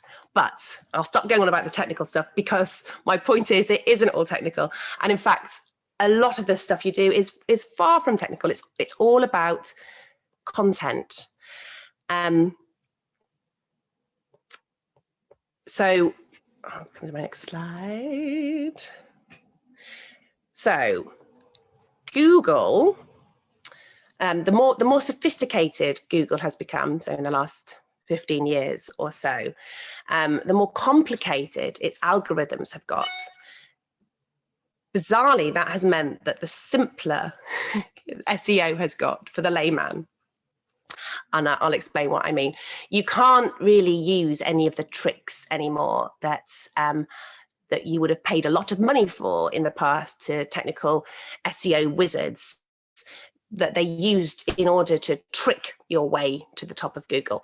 That is known nowadays as black hat SEO, and it is massively frowned upon, and Google will in fact penalize your site if you are shown to be using it. You could quickly find yourself dropping off Google altogether if you employ any of these methods now. The more sophisticated Google has got, the more it is essentially evolving to think like a human. So that's the ultimate goal. The ultimate goal is that when you type a phrase into the search engine for the thing that you are looking for, Google will think about who you are, what you want, what is the best result it can give you to answer that request that you put into that search engine. It's not quite at the deciphering how you're thinking yet phrase, which is, you know, slightly brilliant and slightly terrifying, but it does think like a human so far into really analysing the content now. So it doesn't like a website that is stuffed full of keywords because the person wants to rank highest for those keywords. Instead, it would prefer a website that shows it is user-friendly, that it is easy to read, that it's easy to engage with, that it's responsive on phones, that it's that it clearly and effectively and authentically communicates the answer to the reason, to the request that the person has inputted. That all sounds quite big, doesn't it? That sounds, you know, how on earth do I do little actions in order to answer this big human request? And my advice here is to not be tricksy, to be authentic. So to simply and purely talk about what you do and how you do it. Make it really clear exactly what you offer, where you offer it, put it in headings, put it in your text, make illustrations about it, blog about it, repeat it, yes, but repeat it usefully. So the more authentic and the more useful you make your content, the more Google will like it. There's also things in terms of design. Don't make your text too small. Make it at least 16, 18 pixels. The bigger the text is on your page, the more Google will like that page. Make sure your website is responsive on all devices. If nowadays, if your website is a bit rubbish on a mobile, again, Google will massively penalize where it ranks on the site. Don't make your language too complicated. Don't write in too longer sentences. Don't write in short paragraphs. Break your paragraphs up with lots of really useful informational headings so somebody can scan a page quickly and quickly find what it is they want. Use lots of images that help expand upon the points that you're making. Essentially, SEO is now about making good content. So the better your content is, the better your search results will be. The other thing that we can think about are keywords. Oh, same one. So I'm sure you know about keywords or key phrases. These are the keywords that you want to chase. So if you are a swim school in Bromley in Kent, catering for the under 10s, you want to rank first for the key phrase swim schools for children in Bromley. That's a no-brainer. My advice is to be very specific about the keywords that you're chasing. I often, when I'm working with a client, I ask, about the keywords, the key phrases that they want to optimize the website for. And I'm often confronted with an A4 sheet full of 50 keywords or key phrases, which is fine, but it's expensive, and often they're too broad as well. So, I'll give an example. If you offer a drama class in London, drama class London as a key phrase may be a lot harder to achieve a high result for, rather as opposed to something more specific. I'll use the example of myself. So I'm a web designer or a web developer based in London. So if I were to pursue the key phrase web designer in London, then I would be lost in a sea of desperate designers, or desperately flailing their arms around saying, "See me, choose me." And I would spend a lot of my time in working at getting to that first, that top spot. I'd spend so much time that I wouldn't actually have any time to work. So it's not a good use of my time. So what I did is I engaged in a bit of keyword research. So I thought about who my ideal customer was, what my ideal customer wanted from a designer like me.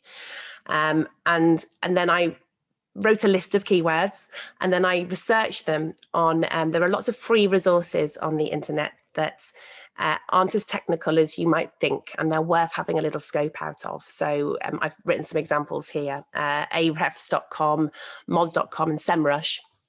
They all offer free keywords analysis tools. And essentially, they will tell you how difficult any certain keyword is to achieve a high ranking on. If there is a keyword that you have that has a site or a number of sites that have got a huge high authority that already occupy all of those top spaces, then just don't pursue those keywords. It's just probably not worth your time. Or do if you've got the budget, but if you do, then come my way because I want it. But it's better to be a big fish in a small pool than a small fish drowning at sea. My word that I ended up choosing, or my key phrase that I ended up choosing, was boutique web design, because I offer a personal, bespoke service. I work on a relationship level with my clients. I'm not an agency set up. So actually, if I did come first for Web Developer London, I'd probably attract a lot of the clients that I didn't really want, that I didn't really have the infrastructure for, and who didn't ultimately want me. But boutique web design suddenly found me finding these perfect clients that I loved working with and ultimately loved working with me. And I'm always amazed by how many I've had clients approach me from all over the world now who have typed in that phrase and have found me. So it just is a perfect demonstration of how, if you can really pin down and identify what keyword, key phrase would be most useful to you, most lucrative for you, then it can give you good results a lot easier. So once you've come up with your keywords, I'd say go for 4 or 5 at first. Don't go for 50. Then you implement them in your website. You make sure they are visible in your copy. You make sure they're visible in your headings, etc. Everything that I said previously. Scatter them like lovely flowers all over your content. So the next thing that you personally can do to improve your SEO, and this always gets a groan from my clients because they don't always want to do it, but it's blogging. And it is really the single best thing you can do for SEO, and not just for SEO. It's great for your business, full stop. Why is it good? So it's good because you can cater the content to perfectly be responsive to SEO, for one thing. So what does Google love in copy? Google loves a lot of copy. So the more words you produce in an article on a page, the better, as far as Google are concerned.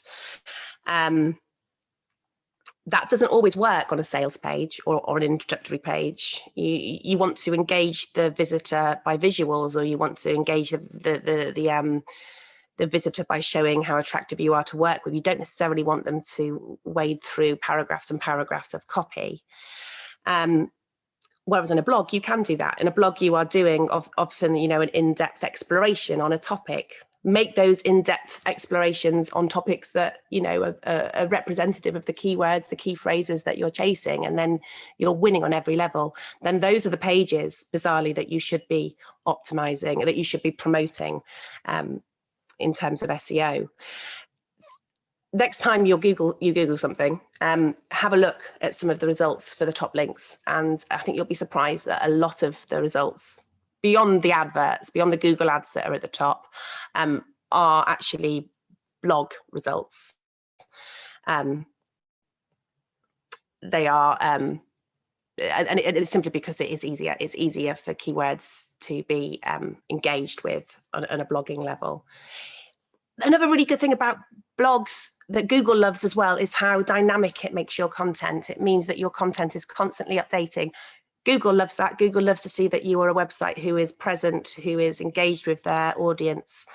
But also, customers need to see that.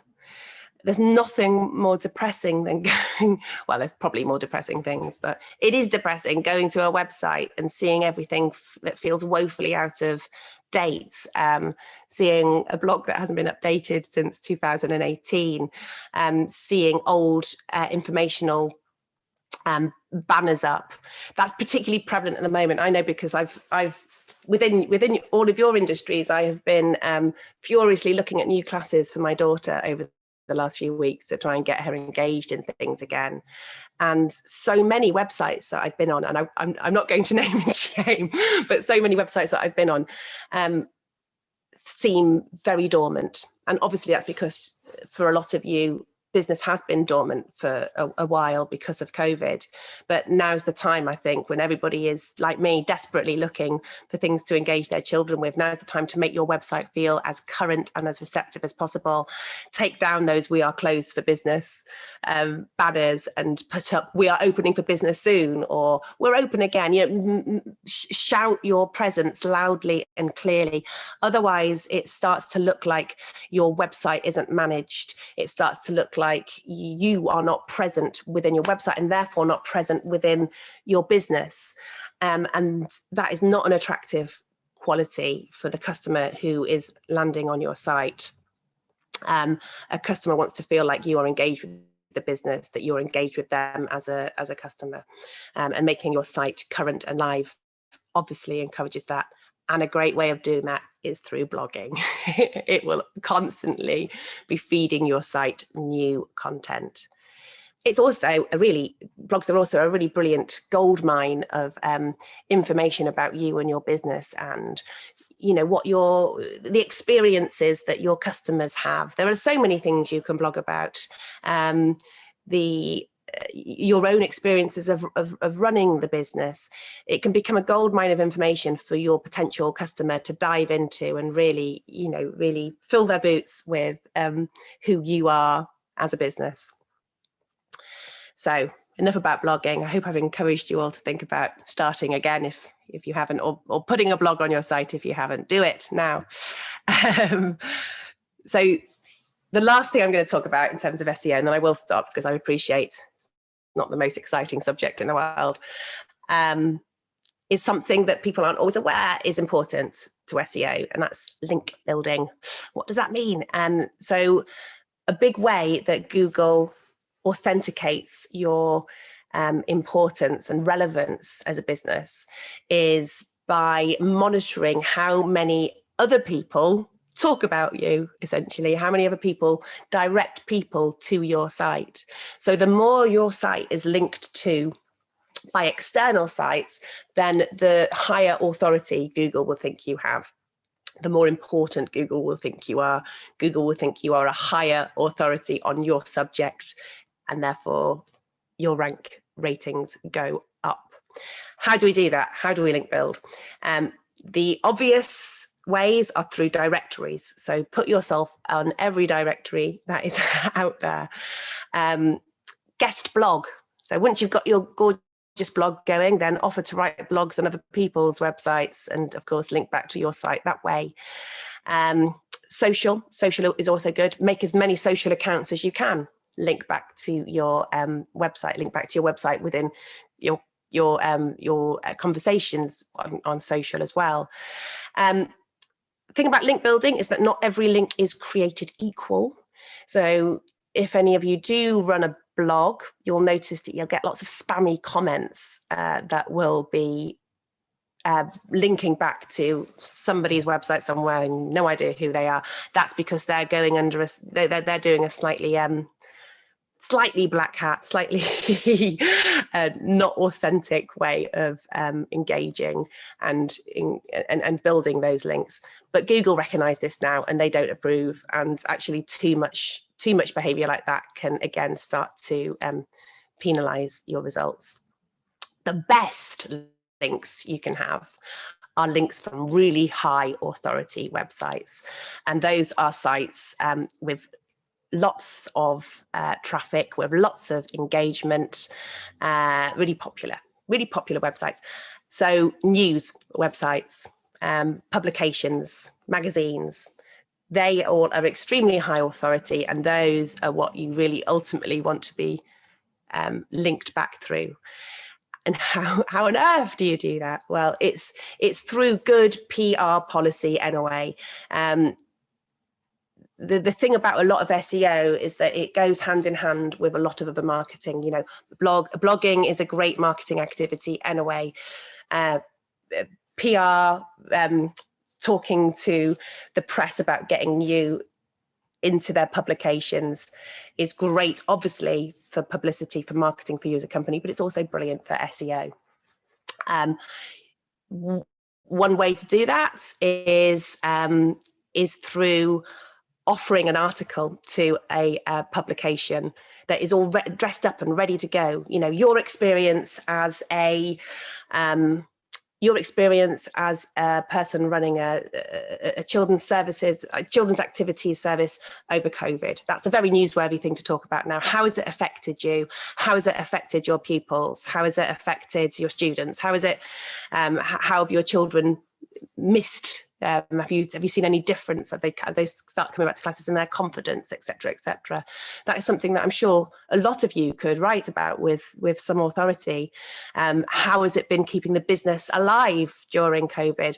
It's a very current theme that all press will be interested in right now. Don't be scared of approaching press. editors and journalists are desperate for content, and if you give them, I know I worked in that arena for a long time.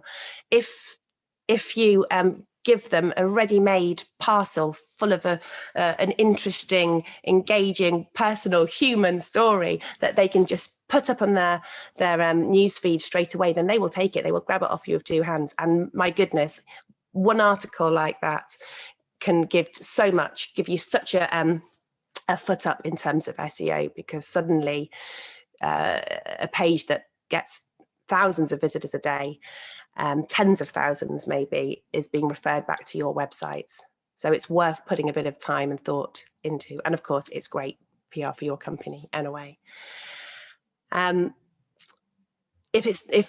Start thinking about press releases as well. So if it's not just about creating a ready-made article to give to somebody, think about how you might create a press release about a blog that you perhaps already written, so you can get featured in an article. Anyway, anything that engages the press, local press, national press, whatever. Be brave and be ambitious is a good thing. So that's it. I will stop talking about SEO now. I hope I've inspired some of you to take a few steps to improve that Google ranking.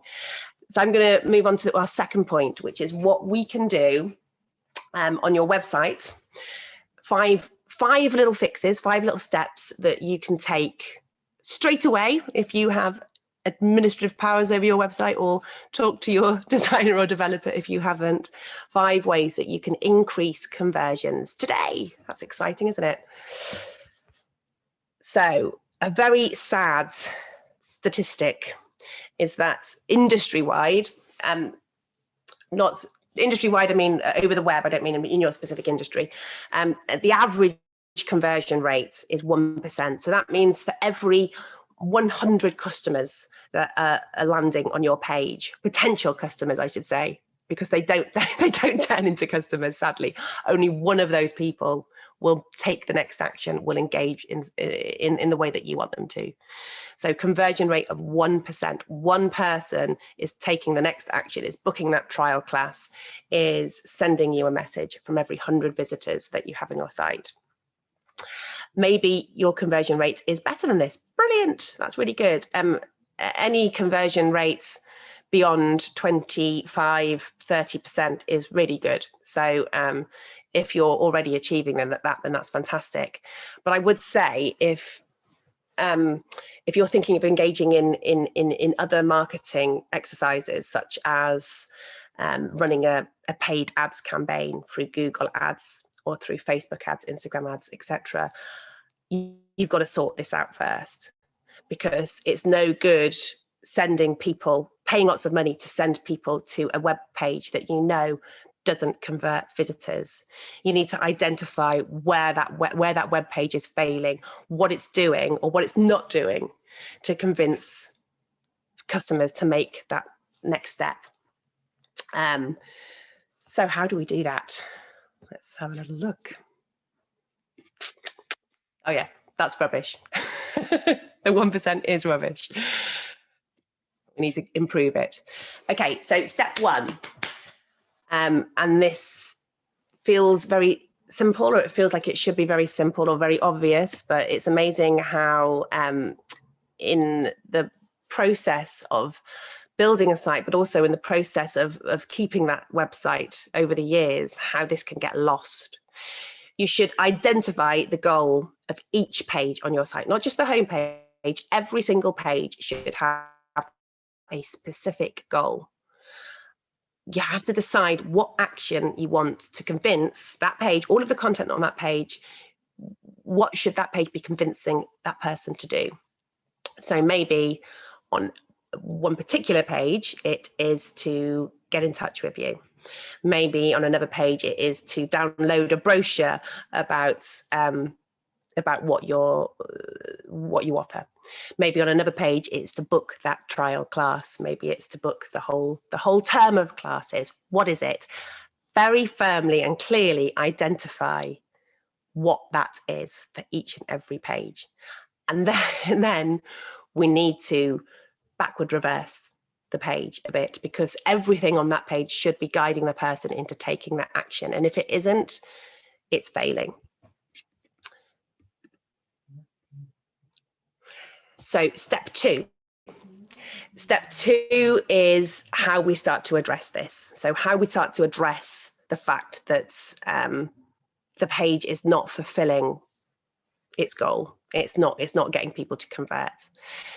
A really, really big way of ensuring that people are convinced of your product, of your service, is to use credibility triggers. What do I mean by that? I mean things that convince people you are good at what you do, you are successful at what you do, you are trusted at what you do. It's so important, and no more important than in your industry, obviously, because you are dealing with lots of anxious parents who want to spend money on their child, but want to be sure that their child is going to get a rewarding, educational, fun, engaging experience. They want proof of that, and I don't blame them. And this is stating the obvious, but if you don't give visitors a reason to believe that what you do is good, they just so simply won't believe, notice my typo, what you do is good. You have to not be shy about it. You have to show in as many ways as possible that your service is brilliant. So how do we do that? Testimonials. Testimonials are great. If you don't have many testimonials, go and get them.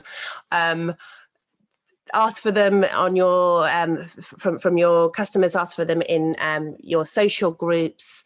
If you're having trouble collecting them, offer some kind of incentive. If people will give them to you, the more you get, the better. Don't just put all of these testimonials in one place on your website. Don't just have a testimonials page. Don't just have one individual testimonials scroller. Scatter them throughout the site. Use them as little calls to action. You know, continually break up the rest of the content on the site with a confirmation that yes, what you do is brilliant, and this is what this person thought. Try and make them look as engaging and as visual as possible. Include pictures where you can. Words are great, but people want to be attracted to words to read them in the first place. So make them obvious, make them clear. Even better, make a video. Videos are frequently used on websites now, and they're such a fabulous way of engaging the potential customer and seeing, you know, a child having fun, seeing a parent being effusive about how much that child has got from your activity is going to be far more. It's going to get a more significant impression than reading words off a page. So if you can invest in something like a testimonial video, then great. But essentially, my advice is do not be shy. Get testimonials and put them everywhere. Don't be bashful about it, or don't be coy about it. Shout how good you are from the rooftops. Yeah, that's that's it essentially. Oh, and another thing about credibility triggers. So not just testimonials from parents, we also want to know that you are reputable within your industry. So show the logos of any assurance, what's the word? If you need to fulfill certain criteria in order to deliver your service and you have a certificate to prove that, make sure that's there. If you are ranked or listed in any particular rewards programs or anything like that, make sure that's there. If you have been featured in any press because you've followed my advice brilliantly and you've written to lots of publications and you've had an article in the Guardian, then make sure the logo of the Guardian is there. Loads of things that just show us how reputable your company is, to just really establish that trust and to make people think harder about taking that next step. Okay, the next step is to dangle some carrots. What do I mean by that? So somebody is far more likely to take the next step, to take the action, follow an action through, if you make that action as attractive as possible. And that sounds obvious, but it's amazing how often it's not done, how unattractive the option to take the next step often is in web design. Is it a contact box hidden at the bottom of the website? Is it a small button that encourages you to go through to the sales page? You need to make things as obvious and as clear as possible, and you need to make them as attractive as possible. If you offer a free trial or a discounted trial, then make that so clear, put that in all of the languages. You know, as soon as you land on the site, you have that offer. Try our classes with a discounted first session. Put that in big attractive letters. Put the offer, the attraction in, the lure as clear as possible. Even if it's not about offers, even if it's not about offering a free class or a discounted class, that's the only offer I can instantly think of, but I'm sure there are other ones that exist as well. Then think about the language you're using. So beyond design, because there's lots of things you can do with design, but think about the way you're talking on your website about the action you want them to take. Be effusive in your language. Use phrases that embolden and inspire rather than are just instructional.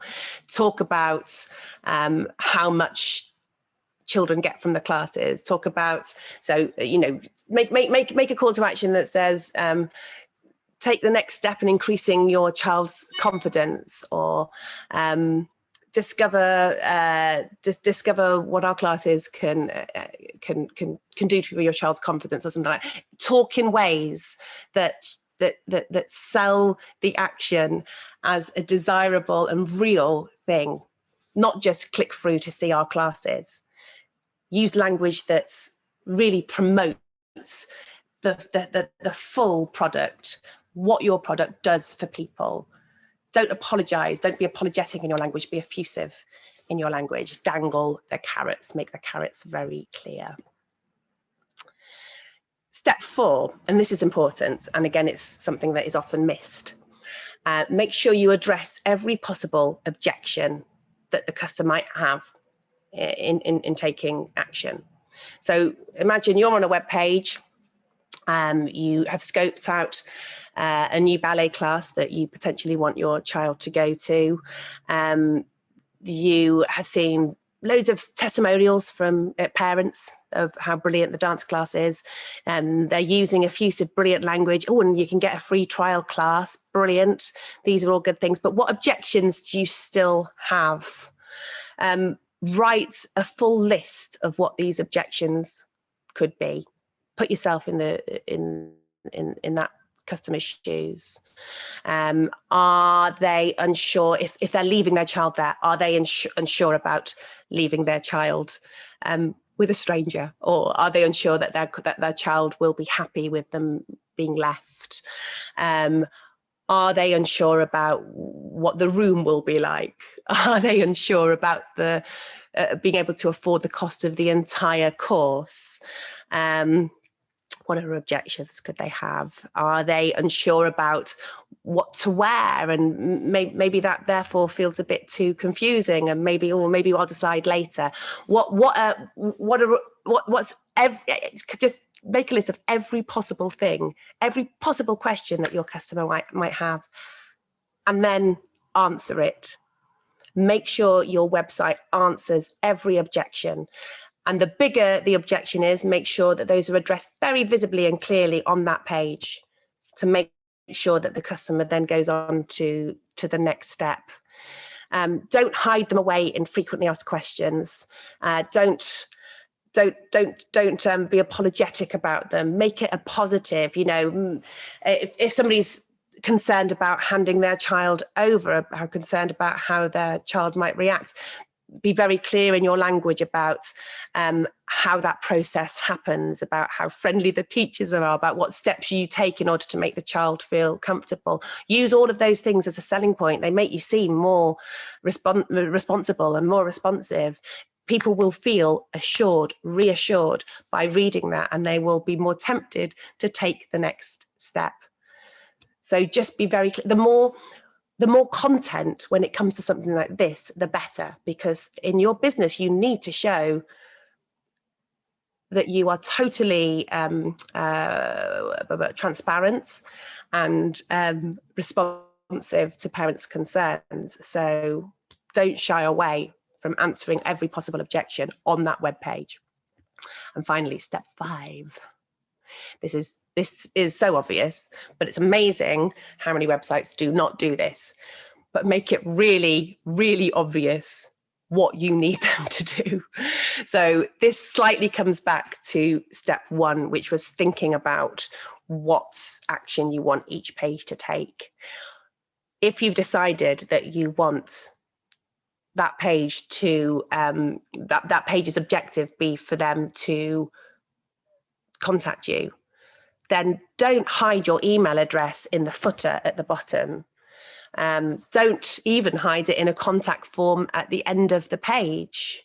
They have to scroll right down to the bottom then. If they've arrived at this site and they've come to the page in order to contact you, make it immediately obvious. Have a contact block at the top of your page.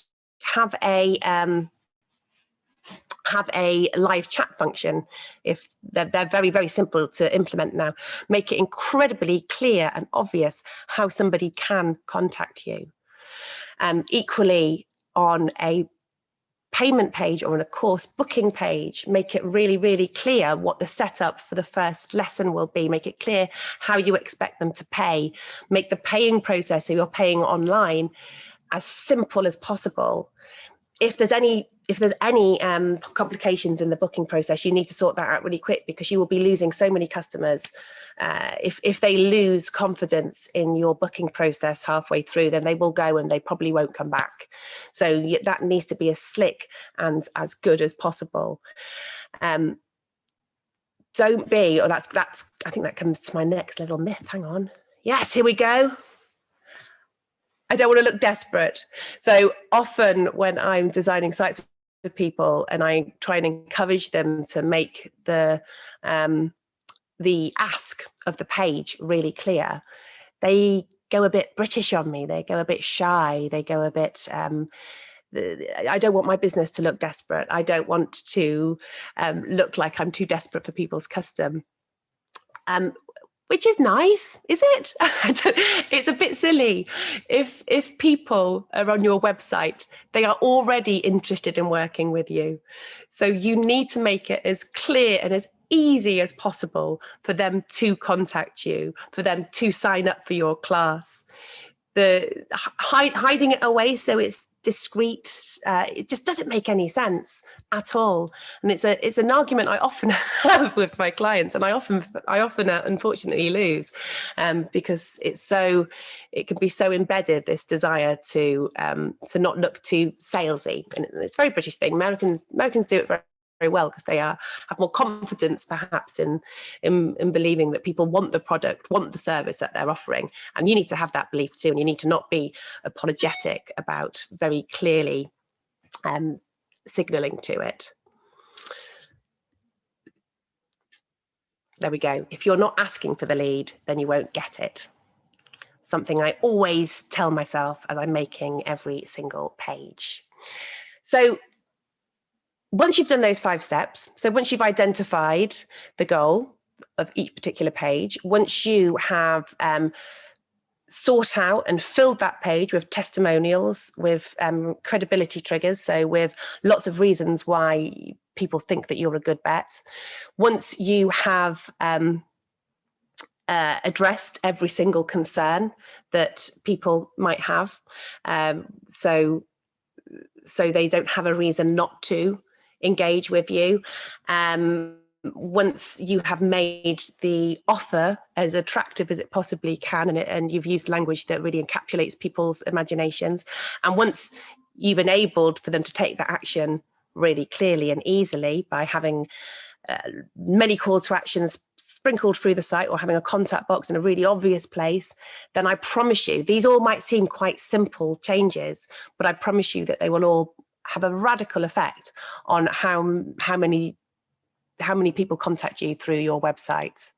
Your website will suddenly turn from a pretty looking, hopefully a pretty looking brochure of what you are and what you do, into a really full throttle sales machine that is taking visitors and is converting them into customers.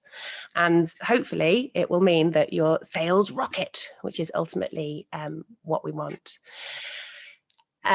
If you are thinking that you have to, well, that the tweaks aren't enough, that you have to do a redesign, then I would encourage you at the redesign stage to take all of these things into account. Don't just think of it, as a lot of my clients do, and as is tempting to do, as being just a visual representation of what you do, a static brochure model of what the website is and who you are. Don't think of it as that. Think of it as how it can be working for you. Reverse engineer the site.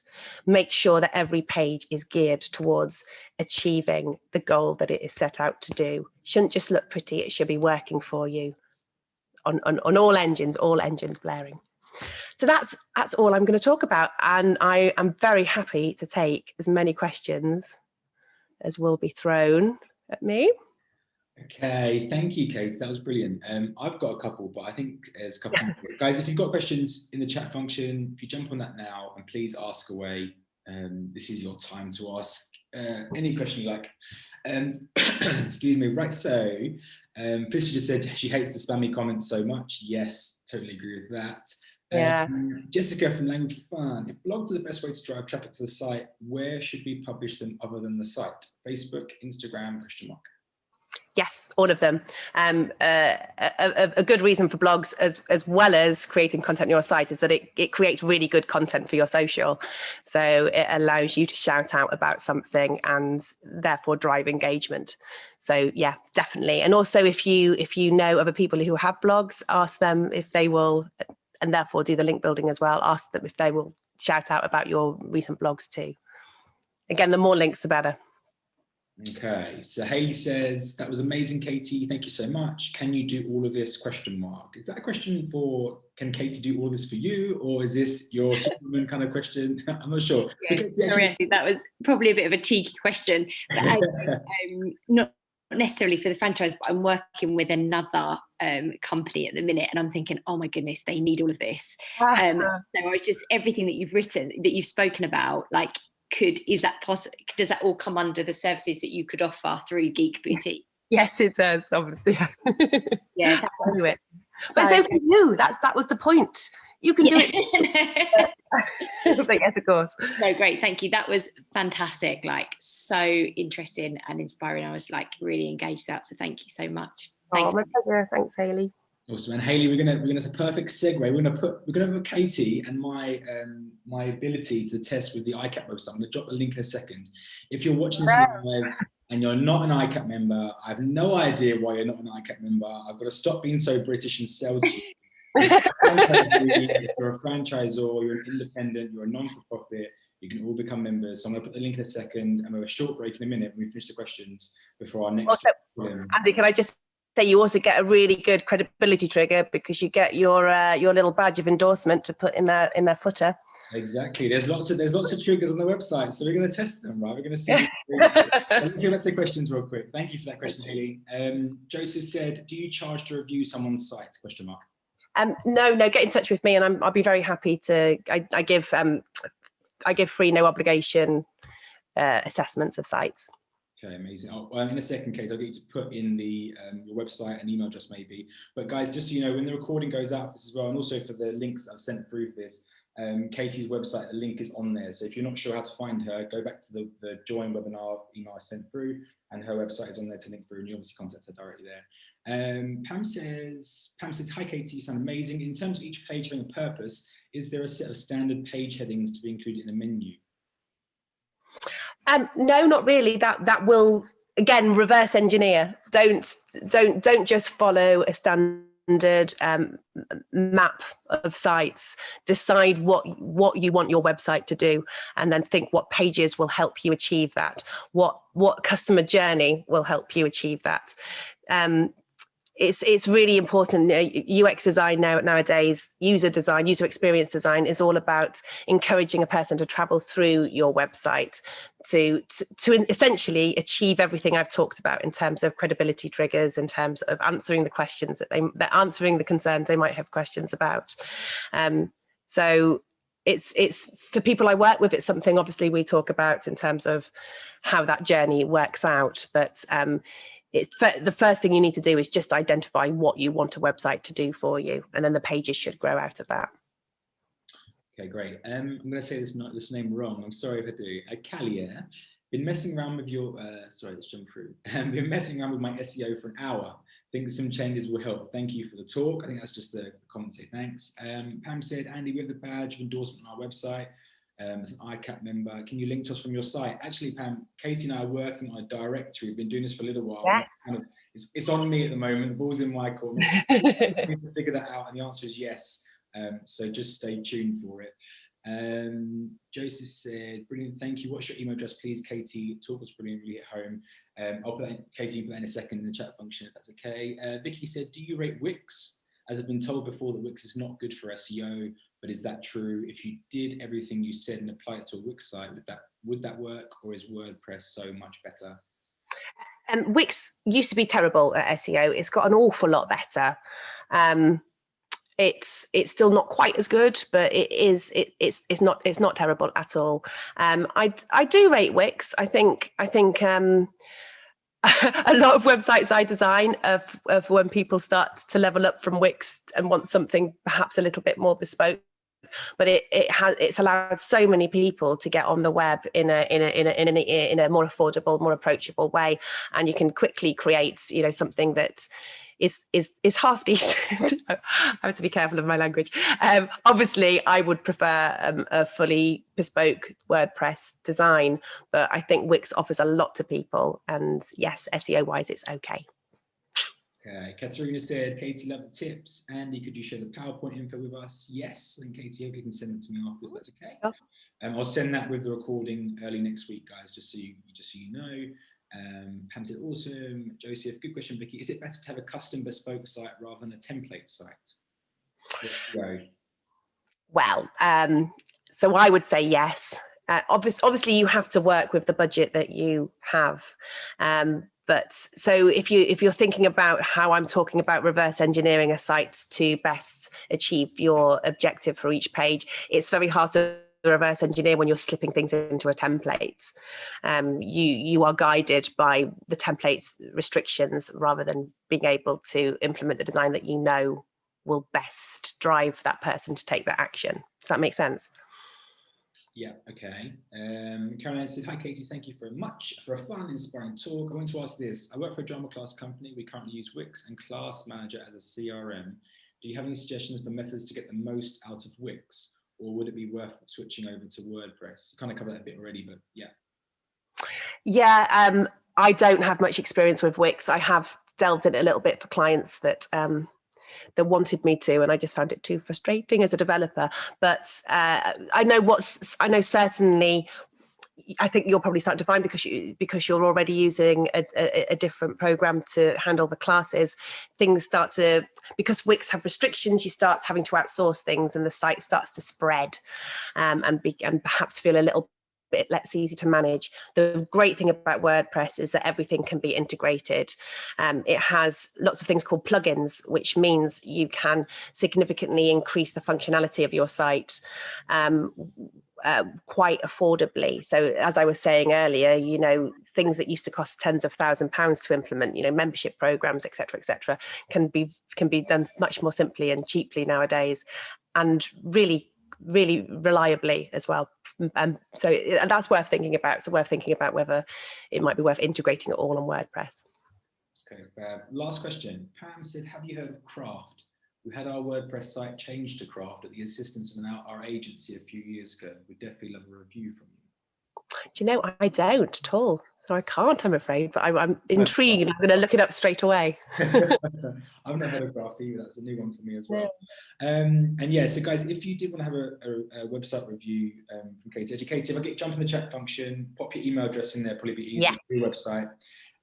Please do contact Katie, and obviously all her details on her website about her services and web design. It's all very affordable. I'll plug Katie there. And also, if you're an ICAP member watching this, either live or on record, you also get a discount. So ask her about that when you do contact her, if you are interested in potentially getting some work with her. But Katie, look, thank you so much for today. I really appreciate you coming along. It's obviously, it's really fun to talk, like people have said already. I'm sure everyone here kind of took some good stuff away from that. And guys, like I said, the recording will go out next week, so feel free to watch it back. We'll send the slides out too, so you've kind of got them to accompany it. Now this is the test, guys. We're gonna have a 5-minute break before up with Colin for our next talk. I think Colin's here somewhere. Colin, if you're here, just say hi real quick. This is the sounds bit. Hello, Andy. Yeah, I'm here. Hey, there he is. Good stuff. Hello. Right, Colin, we're coming back in 5 minutes after a quick comfort break. But guys, if you're here still, I'm going to just drop in the ICAP membership page, okay? And I want you guys to just go over there. If you get a second, go over there, check it out. If you love it and you're not a member, please do sign up. There's lots of really cool stuff. Like I said, if you're a franchisee, a franchisor or independent, you can get on there. Non-profits too, and become a member. We've got a few hundred members now, which is great, but we're always going to grow it. And I'm not going to be British right now. I'm going to be more confident. I'm going to say that you guys will love it. And the feedback I've had so far has been really good. So guys, take a quick comfort break, grab a cup of tea, cup of coffee. Please do go and check out the ICAP page if you get a second. Check out Katie's pages too. And Colin will be back in you 5 minutes, and I'm looking forward to talking about Katie. Thanks again for your time. Thanks, Andy.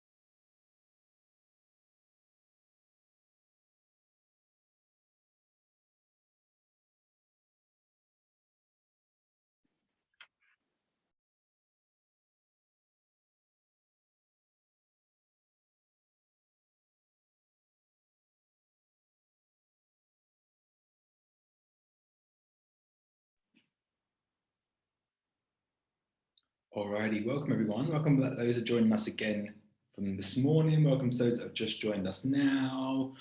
Alrighty, so we've got Colin Bradford up next. Colin, are you there? Are you still here with me? Hey, Colin. Yeah, I'm here. Yeah, How are turning you? the camera on as well, so you should be able to see me. There you go. I can see you. I can hear you. How are you doing? Yeah, good. Thanks. Yeah, how are you? Very good. Getting through two good talks so far. I think you saw some of the last one at least, didn't you? So Yeah, really I'm good. sure that were useful for everyone. So yeah, looking forward to this talk. 3 unbelievable ways to grow your activity business and save time whilst you're at it, Colin. No pressure, obviously. We used to work together, so I've seen you talk before. Yeah. Good speaker, Colin. So no pressure here, but be good Get out of it. good to see what you're going on now. So guys, like I said before, we'll probably do a similar sort of thing with Colin, really. We'll let Colin do his talk presentation. If you've got questions, please feel free to ask them as you go, or maybe hold them to the end and we can ask a few questions at the end. But yeah, Colin, I'll hand over to you. I'll let you, introduce yourself and obviously go straight into it. You should have screen share access and that sort of stuff. So yeah, do your thing. Cool. All right. Thank you, Andy. Hello, everybody. So, right, I need to share my screen, don't I? So let me click this at the bottom. This is actually the first time I've shared a screen on Zoom as well. So no way. Let me know. Yeah, it actually is. Yeah, because we usually use Google Hangouts. So I see. Well, let me put this in. Has that worked? Yes. Yeah, we can see that fine. Cool. Okay. All right. So yeah, I'll just kick things off straight away then. I'm clearly I'm not going to be able to see the chat box here, am I, Andy? So I won't. Will you shout out if there's any questions? Yeah, that's fine. What I'll do is probably wait to the end if that works for you. We'll do the questions at the end. Yeah, when you stop screen sharing, you'll be able to see it. But I'll shout some stuff out if I need to. Cool. Okay. All right. Thanks for that. All right. Hello, everybody. Thank you for welcoming me here. I'm really excited to do this talk. So, what we've got here for you today is 3 unbelievable ways to grow your children's activity business and save time whilst you're at it. So, from my understanding, it looks like we've got 58 people on this call now. So, 59. It's just gone up one. So we've got loads of people, and I understand that basically everyone here is actively running a business or looking to start one soon, and obviously that will be in children's activity. So what I'm going to do now is, using my experience in marketing, I've worked in marketing for about a decade now. I've kind of cherry picked 3 of the things that have really got explosive growth, that have really worked, and I'm going to talk through practical steps on how you can use these in your business. I'm going to try and make it as practical as possible so you can literally, I'm hoping everyone will be able to take 1 or 2 things away today that you could literally do today or tomorrow that will start to grow your business. So let's crack straight into this. So firstly, a little bit about me. For anyone who doesn't know who I am, anyone thinking who on earth is Colin Bradford, I have been a franchisor at a company called Magical Maths. So we're a national education franchise. I'd studied maths at university. Well, I finished from the University of Sheffield with a first-class degree in maths in 2010. I came out and started an education company, but we had tons of people asking. We used to do maths, English, and science, but by far the most popular subject was maths. And most people would ask, they would say the same things, that we can't find a way to make maths fun for my child at school. Is there anything that you can do? So I went away and created Magical Maths, which is designed to make maths super fun for children aged 5 to 11 years old. And we do this using a crack team of teaching superstars. So left to right here on the screen, we've got Professor Poopenstink, the maths genius, Stately Holmes, the maths detective, the math magician, and the Olympic mathletes. And these guys would go into schools and teach children jaw-dropping tricks and mind-blowing activities that get them mega engaged and teach them the maths they need to know by making it super fun. So that's what I set up in 2011. We became a franchise, completely covered the country, one of the fastest growing franchises of the year in 2014. I'm going to talk you through a bit about how we got that growth. And I have now exited Magical Maths. So I no longer run the company. We've got some amazing new owners that are going to take it to the next levels now. And I work with a variety of companies to implement these strategies and get explosive growth for them as well. During my time doing this for Magical Maths and other companies, I've been featured in a lot of the national press, so BBC, The Independent, Times Educational Supplement, the Daily Mail, Liverpool Echo, Leicester Mercury, and just about every major publication. So you might have seen bits about the companies or me in there.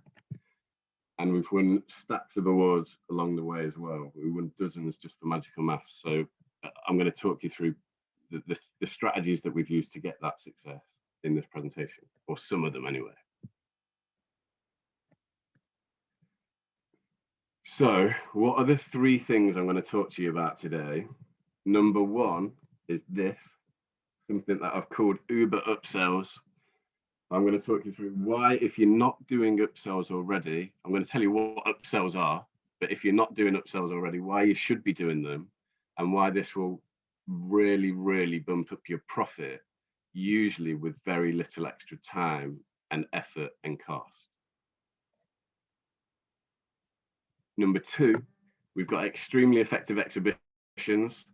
So if you go around the standard exhibition, you'll see most people aren't getting anywhere near the most that they could from their exhibitions. We're going to talk you through the strategies that I've used to get the absolute best results and regularly get 6 figures in sales from an exhibition. So we've got in the hundreds of thousands in sales from a 2-day exhibition.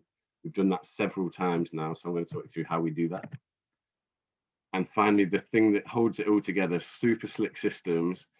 As your business starts to grow, you need systems that can hold it all together and service this business as cheaply and efficiently and accurately as possible. I'm going to talk you through how we do that as well. So firstly, with upsells then. So I just want to paint a bit of a picture now. Let's say you guys, you go back tomorrow after watching this amazing talks that we've had today, and you're all pumped and motivated, ready to get sales pouring in. But it's a fact of life that to actually get a sale coming in and to get someone to pull out their credit or debit card and enthusiastically type their digits in and buy whatever you're offering is actually really hard to do. So to do this, you have to spend money on marketing and sales. You usually have to put quite a bit of time into getting good at marketing and sales. So you have to study it and come to seminars like this, learn from people that are getting great results. You have to actually get good at it. And to really get great results, you have to test and refine that marketing and sales as well. It's not good enough just to be good. The best marketers in the world know that half of the marketing still doesn't work. You've got to put it out there, test it, find what works, and refine it. So this is a huge amount of effort in order to get sales pumping into your business. If we get this right, then if it all goes well, we manage to build our potential customers' emotional state. So we get them all excited, ready to buy, looking forward to what you're offering, trusting you and believing that you're the right person to sell them this. And they'll be excited as well. And if we really get this right, we get them to the point where they're seriously interested. And if all goes well, then maybe, possibly, they buy. Woohoo! Good news, right? But then usually they will just sit there excited in the peak buying state with their credit card in front of them. So why not ask for another sale? I have found in my years in marketing, we've got a whole range of results when we put upsells in place for a company. But if you ask your customer to buy a complementary product straight after they buy their first, on average, roughly 20% will say yes, if you make that complementary product available.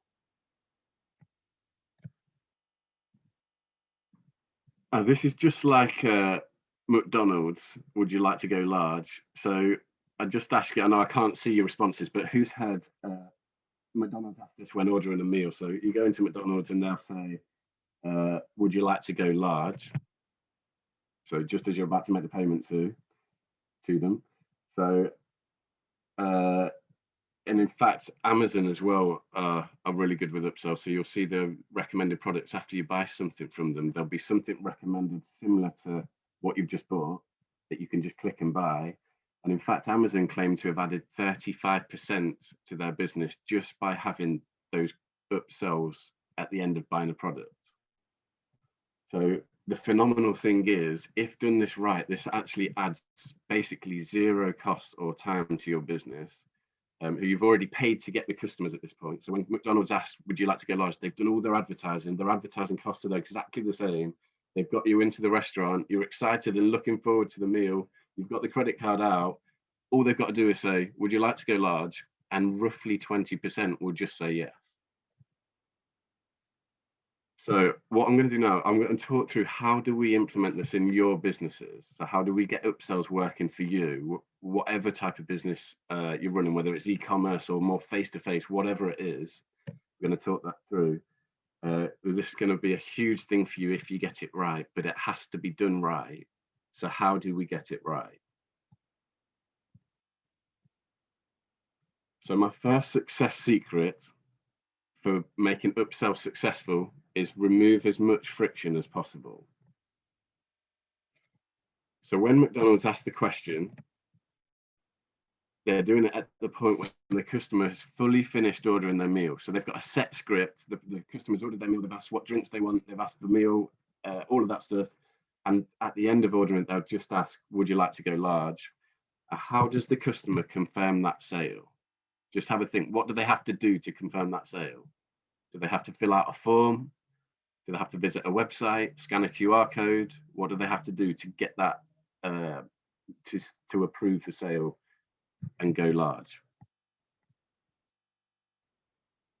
They just say yes.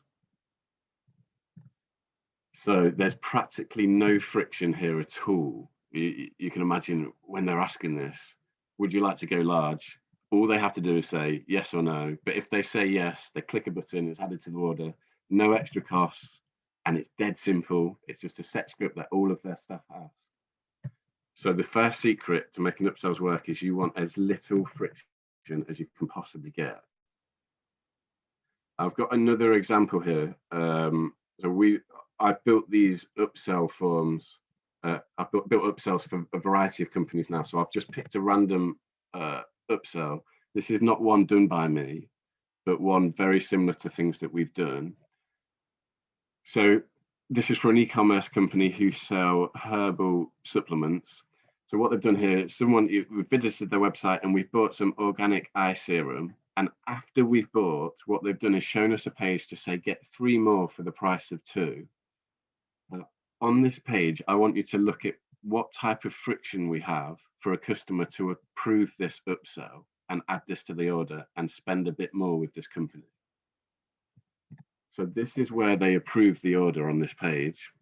They have to click this green button that says, yes, I want this special one-time offer.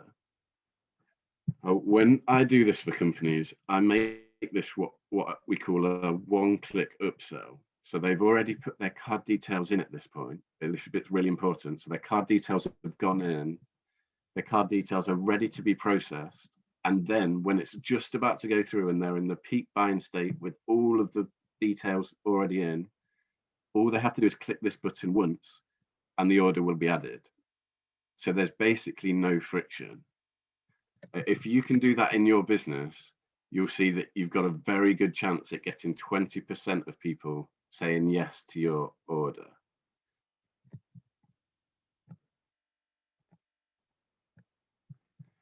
Okay, so this brings me on to success secret number 2. So we've removed as much friction as possible. So the second thing we need to do is make sure that we explain clearly how the upsell that we're offering adds value to what they've just bought. Okay, so let's flip back to this example that I just showed you. So we're ordering organic eye serum. So how have they made sure that this upsell adds value to what they've just bought? Well, they're offering more of the same. So they've just bought some organic eye serum. It's a fairly good assumption to think that someone is going to eventually run out and want to order more.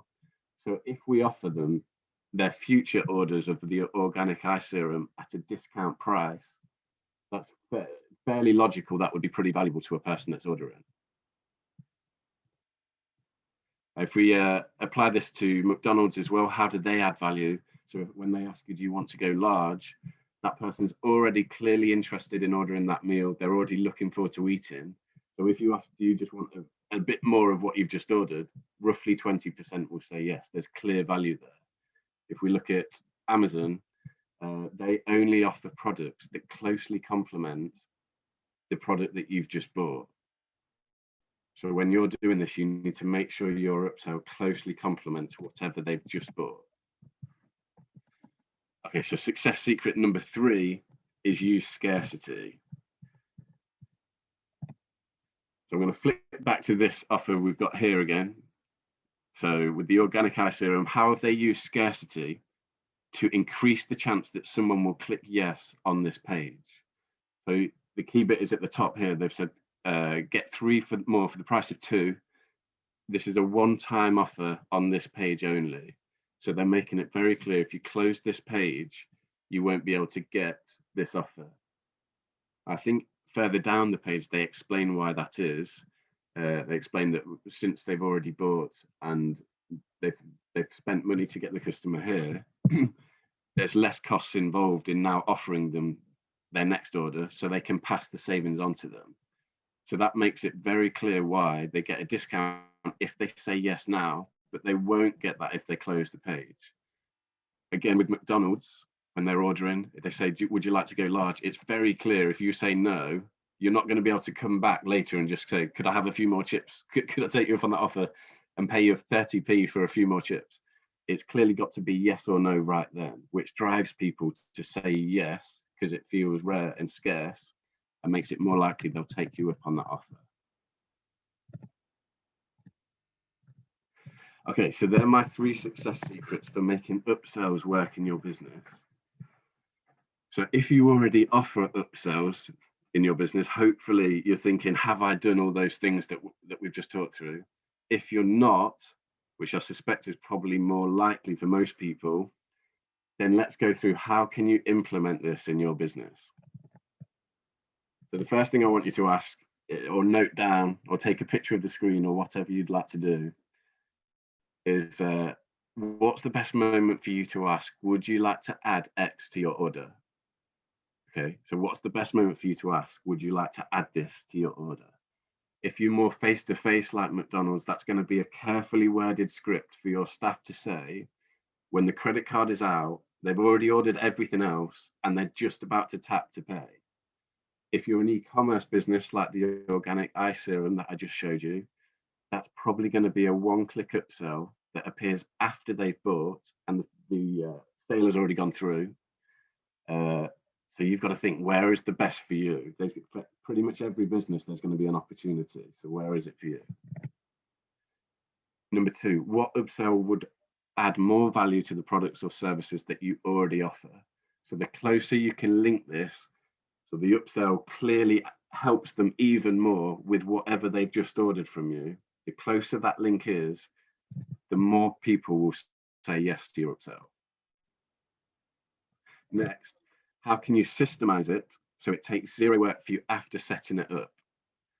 So with the organic eye serum that I showed you, it's a one-click upsell. Once we've made the page, it literally just keeps running.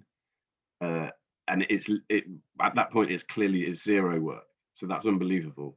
With McDonald's, they've got the script that people say. Once that script is refined and tested and given to the staff, it's very easy for them to do it. So it's basically 0 work. It's going to be an extra 10 seconds for them to ask the question. And finally, how can you add scarcity so your customer understands they must take action immediately to get the best out of this offer? Okay, so I'll just leave that there for a second. Hopefully you've noted that down. I think Andy's going to put the video of this live anyway, but if you want to note it down, then I'll just give you that opportunity as well. And while you're doing that, I would just say, I've done this dozens of times now for companies, but actually the most recent one, I I just did some numbers before I came on just to check how that was working, and it has added 21% more profit to the company that I'd made it for. So an extra 21% profit, and 32% of their customers are actually taking the upsell. So it's basically a 1 in 3 are saying yes to that upsell that I made for that company. Okay, right, let's go to the next bit then. So hopefully that's made sense for Uber upsell. So now we're on to the second thing that you can do to really boost your children's activity business. So I'm going to look now at extremely effective exhibitions. It's a quick question. I can't see you right now, so you can just answer in your heads or write the answer down. But what are the main trade shows or exhibitions in your industry? Just take a moment to think. Do you know the main trade shows or exhibitions in your industry? If you don't, you need to make a note to find out what they are. But if you do, that's awesome. Just note them down so you got them in front of you.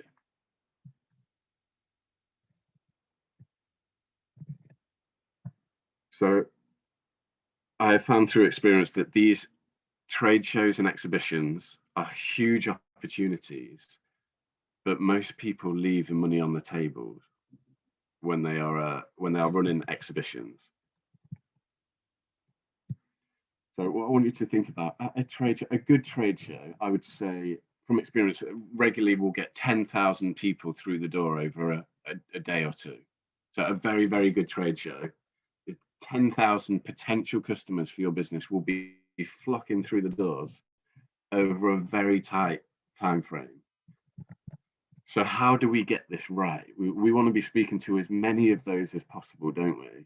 And we want to build a relationship, set up a relationship so that we can be chatting with them in the future, building trust with them, getting them to like us, getting them excited about what we do, so that when the time's right, they come to us to buy.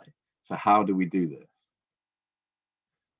So I've dug out, before this presentation, I've just dug out some images of some trade shows just to get us talking and thinking.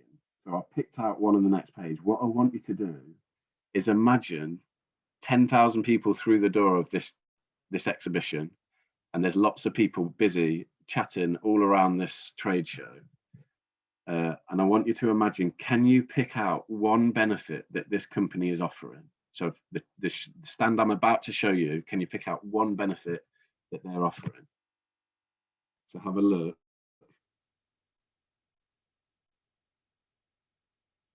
Okay, so I'm hoping you can see, if we imagine this trade show packed with people, the bottom 2/3 of it roughly are probably not going to be very visible anyway.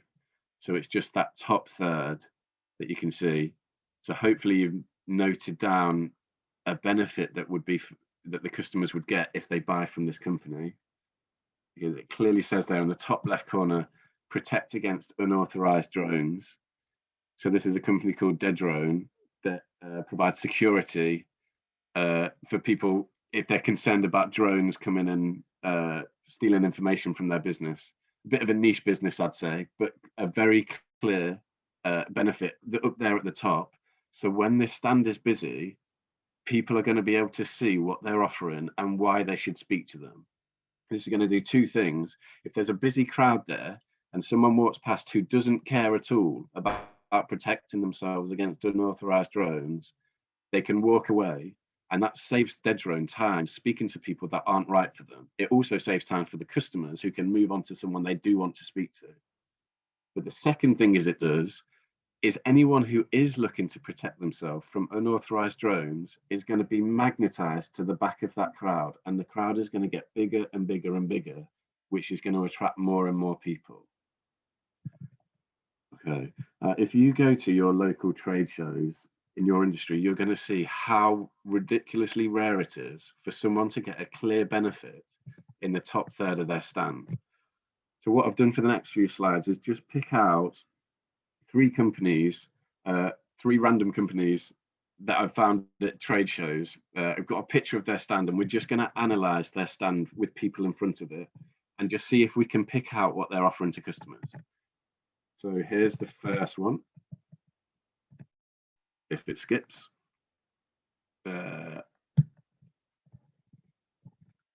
Is that going to go? Okay, right. Okay, I think that's just got stuck. So what I'm going to do just before I show you that stand is I'll show you this success secret one. So like I've just said, when an exhibition stand is busy, only the top third is visible. So to get your sales absolutely flying at an exhibition, we want you to make the top third as awesome as you can. Okay, so note that down if you want to, or take a picture of the screen or whatever you want to do. When an exhibition stand is busy, only the top third is visible. Make the top third awesome. Okay.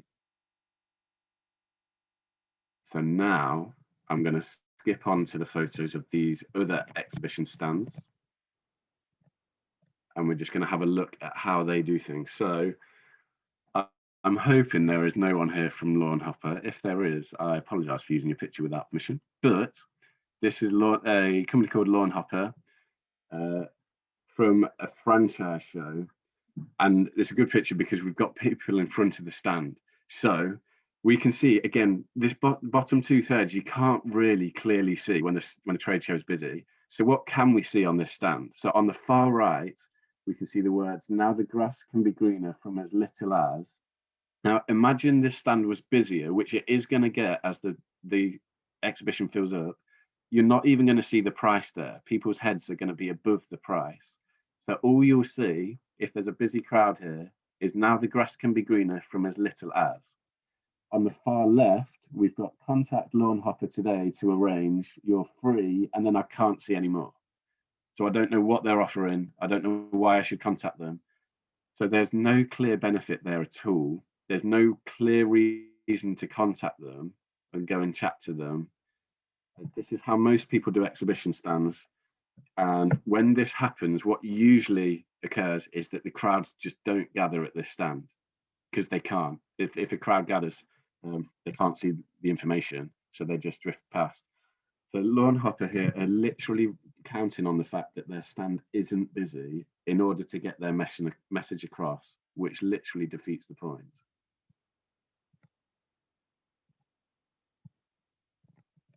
Okay, next one I want to show you. So have a good look at this picture and see if you can spot what this company offer. I'll give you a moment, see if you can spot what they're offering to customers and see if you can pick out any benefits. And this isn't even a busy stand, you'll see, there's plenty of space on it, but it is relatively hard to see. So I'll tell you, this is a company called Ripples that are a bathroom franchise. So they're offering franchise to people that fit bathrooms. But if we imagine this trade show busy, what are you going to be able to see in the top third? Just the word Ripples. What this is like, if you imagine having a room jam-packed full of your target customers, thousands and thousands of people that might buy from you, and you've got one sentence to go up to them and grab their attention and get them interested in chatting to you more, what would you say? It would be like you going up to them and just saying the word Ripples. Imagine that, Ripples. That's not going to sell anything. So that is, you can clearly see there, when that stand is busy, that's not going to be giving off any benefits whatsoever. Okay, so last one. So this is a tech company. This isn't a franchise show this time. I'm not sure what exhibition this is, but it's a tech company. But have a good look at this stand. See if you can pick out any benefits that they're offering, or even what they do. Just take a moment, have a look, see if you can figure out what exactly they're offering to customers. Okay, so the top third here is visible again. So we can see the word Tech Pro. It looks like it says Camford or something like that, a company name. The bottom 2/3 we can't really see, but there's computers about. So it looks like they might be selling computers or maybe gadgets or some kind of tech software management, something like that. But it isn't really clear. Well, it's not clear. I don't know what they're offering for sure. I'd have to go chat with them to figure it out. There's no clear benefit. I don't know why they are different to anyone else. There's nothing about this stand that clearly communicates why I should speak to them. I'm going to have to go and chat with them to figure out what's in it for me. And just one more time, just to compare back to this stand that I found by Dedrone. So if you imagine it jam-packed full, just that one sentence alone there, protect against unauthorized drones, clearly communicates their benefits. One thing that I would say that will make this even better, when I create exhibition stands, I would probably even section off that top third, like really make them words pop off. I'd probably make the sentence bigger, make it fill the whole top third, and have maybe a block color behind it, maybe a bright color, and make sure those words are really jumping off, and that will get even more attention. And the other thing we always do is we use Google AdWords to split test headlines, and we will only put a headline on a stand if it's already proven to get a lot of clicks on Google. We can do that fairly easily with Google AdWords nowadays, but we scientifically prove that a headline works, gets attention, gets clicks, and gets people interested before we pay money to create a stand. You can imagine if you were doing that level of activity and putting a well-proven headline in that top third, you, by definition, are going to get interest, and that is going to attract more people as the day goes on. We're pretty much always jam-packed full at exhibitions and franchise shows and trade shows. And that is without doubt the biggest reason, the biggest thing that we do that attracts that attention. And that's a huge reason why we've regularly got 6 figures in sales from an exhibition. Okay, so that's success secret number 1. So we're now on to success secret number 2. So most exhibitions have a huge number of people through the doors, and you can't speak to very many of them. So you need to think the 3 Qs, which are quick qualifying questions. So what do I mean by this? So have a think. I've said a good exhibition will have 10,000 people through the door. Just imagine if you're on a stand chatting to people for say 20 minutes, which is fairly normal. Most people do chat to their customers for about 20 minutes-ish at a show. You're going to speak to 3 people per hour. If a show is on for 8 hours in a day, which is rare, they're usually less than that. But if it is, that's going to be 24-ish for a day. If it's over 2 days, you might speak to 50 people over a weekend. Usually 70 to 80% of those won't be right for your business. They won't be qualified to buy. So you're going to have a very small number of people that are potentially right for you. And we want to absolutely explode that number by qualifying them quickly and fast. And when we go to an exhibition, we have a rule. We won't speak to people for more than 3 minutes. We've got 3 minutes to qualify them. If they're right for us, we get their information and we say we'll send you out an info pack and we'll chat to you afterwards, because we just don't have time to hear it on the stand today, but you seem brilliant. We're excited about chatting to you. I think you're going to love what we do, so we'll chat with you next week or in the days after the exhibition. If they're not right for us, we have no problem in telling them and just moving them on, because they're not going to buy from us anyway. Or if you really like to, you could take their details down, send them an info pack and just send them emails long term, but just move them on. You should speak to them for 1 minute and no longer. So how do we do this? We qualify people quickly using qualifying questions like these. So you need to think what's right for your business, but a big one that I usually use is, what is your budget? For a company I was working with not too long ago, their product was about £10,000. They needed at least £3,000 to qualify for finance. So if we chat to someone that's got a budget of £2,000, they don't have enough money. We know they're not going to get finance. They can't buy. There is no point in us having a 20-minute conversation with them. So we might send them an info pack and just move them on and say, we'll chat to you in the future when you've got a bit more in your budget. Number 2, when are you looking to buy? I've found regularly through testing at exhibitions, people that are ready to buy are dramatically better prospects for you. If they are very vague or looking very long term, it's unlikely you're going to get a sale at all from my testing. So that's a great question to qualify whether they're likely to buy from you this week or this month. Number 2, for work I was doing for a charity recently, they were at a trade show to recruit staff, and they needed to have 2 years experience in charity. You might have something similar. So you might need qualifications. You might only sell to people who've been in business a certain amount of time. For after school clubs, you might need to check that a school has space to run after school clubs or something along those lines. So do you have anything specific like that you need to ask in order for someone to buy from you? And number 4, what brought you to our stand today? That's a great question, because it gets them to tell you, and you can pretty quickly pick up on whether they are very interested, they know what you do, and they're keen, and they've done some research. If they don't really know, then you get a sense fast that they're kind of just browsing. Okay, so there's some examples. You need to have a think what would be good qualifying questions for you. If in doubt, numbers 1, 2, and 4 are probably going to be brilliant for 80% of people, really. What is your budget? When are you looking to buy? And what brought you to our stand? And if they're qualified, then take their details and move on. Okay, so success secret number 3, at an exhibition or trade show, follow-up really, really matters. So how do we follow up? So our content team, before we go to a exhibition, will always have written out some scheduled emails.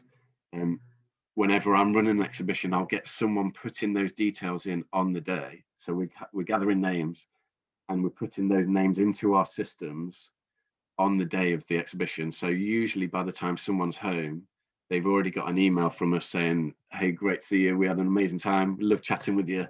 Just click here now to take the next step, or come and visit us again, or buy the next product, or book your after school club, or whatever it is. And we always have a chain of those. So we probably have 4 or 5 or maybe 6 emails scheduled over the 2 weeks after an exhibition. And at the same time, we've got our salespeople calling them from Monday morning to chat on the phone. What this means is, not only have we got a lot of people interested by having a killer headline at the top of our stand, not only have we made sure they're all qualified by doing fast qualifying questions, quick qualifying questions, we now will touch and communicate with every single one of them roughly 10 times on average within 2 weeks after the show.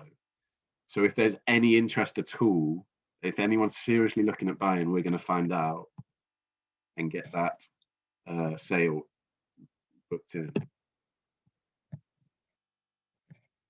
Okay, so they're my 3 secrets for getting unbelievable success at trade shows, and how we've regularly got 6 figures in sales from a 2-day exhibition.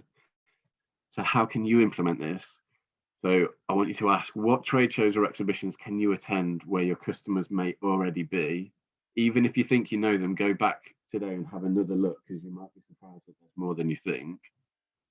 Especially in the childcare activity space, there's a lot of them. There's a big one at the NEC which people might go to. So have a good look at those, and they can change your business if you get enough good ones. You only really need 1 good one a year. Next, what's your killer headline that can fill the top third of your stand? Hopefully you might already know this. Don't worry if you don't. But if you don't, you need a way to find a killer headline that can fill the top third of your stand. What are your quick qualifying questions, and how and when will you follow up with prospects?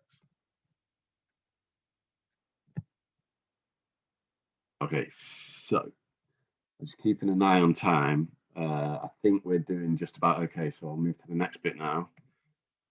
So we've done our first 2 bits. We've done Uber upsells to show you how to get upsells flooding in. We've done extremely effective exhibitions to get exhibitions pumping sales into your business.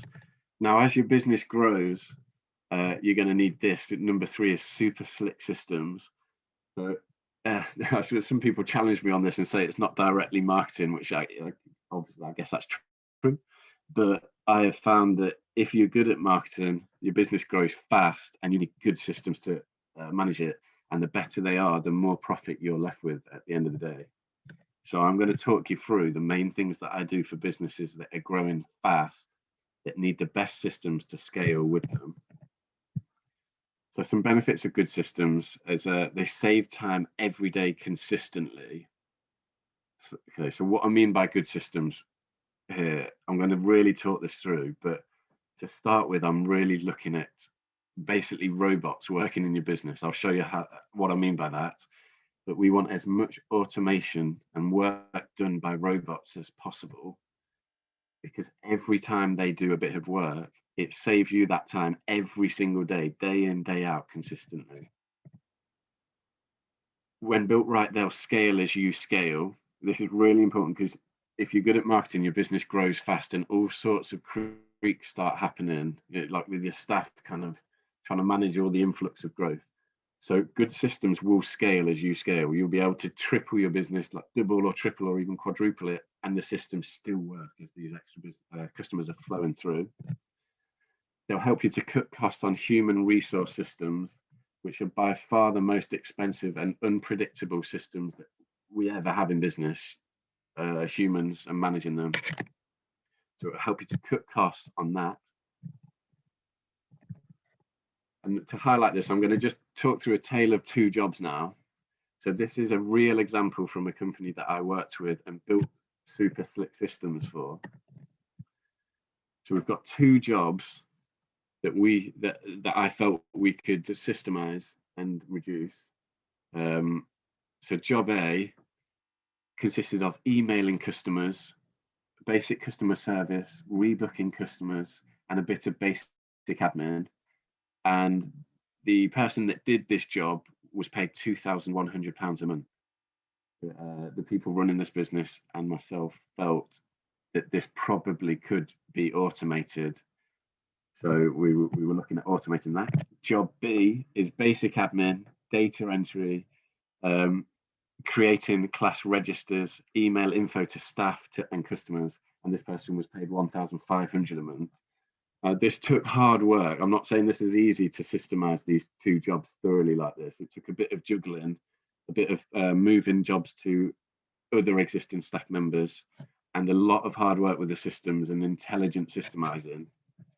But we were actually able to completely reduce these two jobs that cost £3,600 per month. And we fully automated it and got robots doing it for $62.50, or at the time that's £54.87, which is obviously a completely ridiculous saving. But that is what's possible if you're really, really thorough with your systemizing. Okay, so hopefully I'm making the case for why we want robots working as much as possible in your business. I am not saying that robots are perfect. I'm not saying they're going to solve all your problems. So there are reasons to be wary of robots, guys. Firstly, I acknowledge there is a chance the robots might fight back. They might try to take over your business and run you out your business. There is a chance of that. I hold my hands up and I acknowledge that could happen, but it is unlikely. And there's lots of advantages of working with robots. So I want to just skim through what the advantages are now. So robots don't take lots of sick days or holidays. They don't ask for pay rises. They don't quit to find another job. They don't get tired. They don't come into work a little bit sad when their friend said something mean to them yesterday. They don't eat the last biscuit in the office biscuit tin. They don't cause mess in the office, thus increasing cleaning costs. And they definitely don't secretly plan to kill you. What do robots do? So robots do work weekends and evenings. They do operate fully automated, once set up properly. They do cost very, very little to run. They do a brilliant job at simple, repetitive, minimum wage type tasks. And they do help you and your staff achieve way more with less effort. Okay, so that's the case then for using robots. I'm going to explain where you can set up systems using robots. I'm going to give you some websites and companies that you'll be able to set up systems like I'm talking about in a second. But first, I just want to explain, you're not going to be able to automate your entire business. There's certain jobs that just have to be done by a person, and there's certain jobs that really have to be done by you probably as well as the business owner. So let me clarify. I've got a 4-step process for automating for creating super slick systems in your business. So let's go through that 4-step process now. Step 1 is automate every low value task you possibly can. So you need to identify, possibly even write down all the jobs that need to be done in your business, and identify every low value task that you possibly can. These are tasks that you could pay someone minimum wage or close to it to get them to do it. And these jobs need to be automated as much as you possibly can. Every single task that you get automated is going to save you a huge amount over the long term. So that's step 1.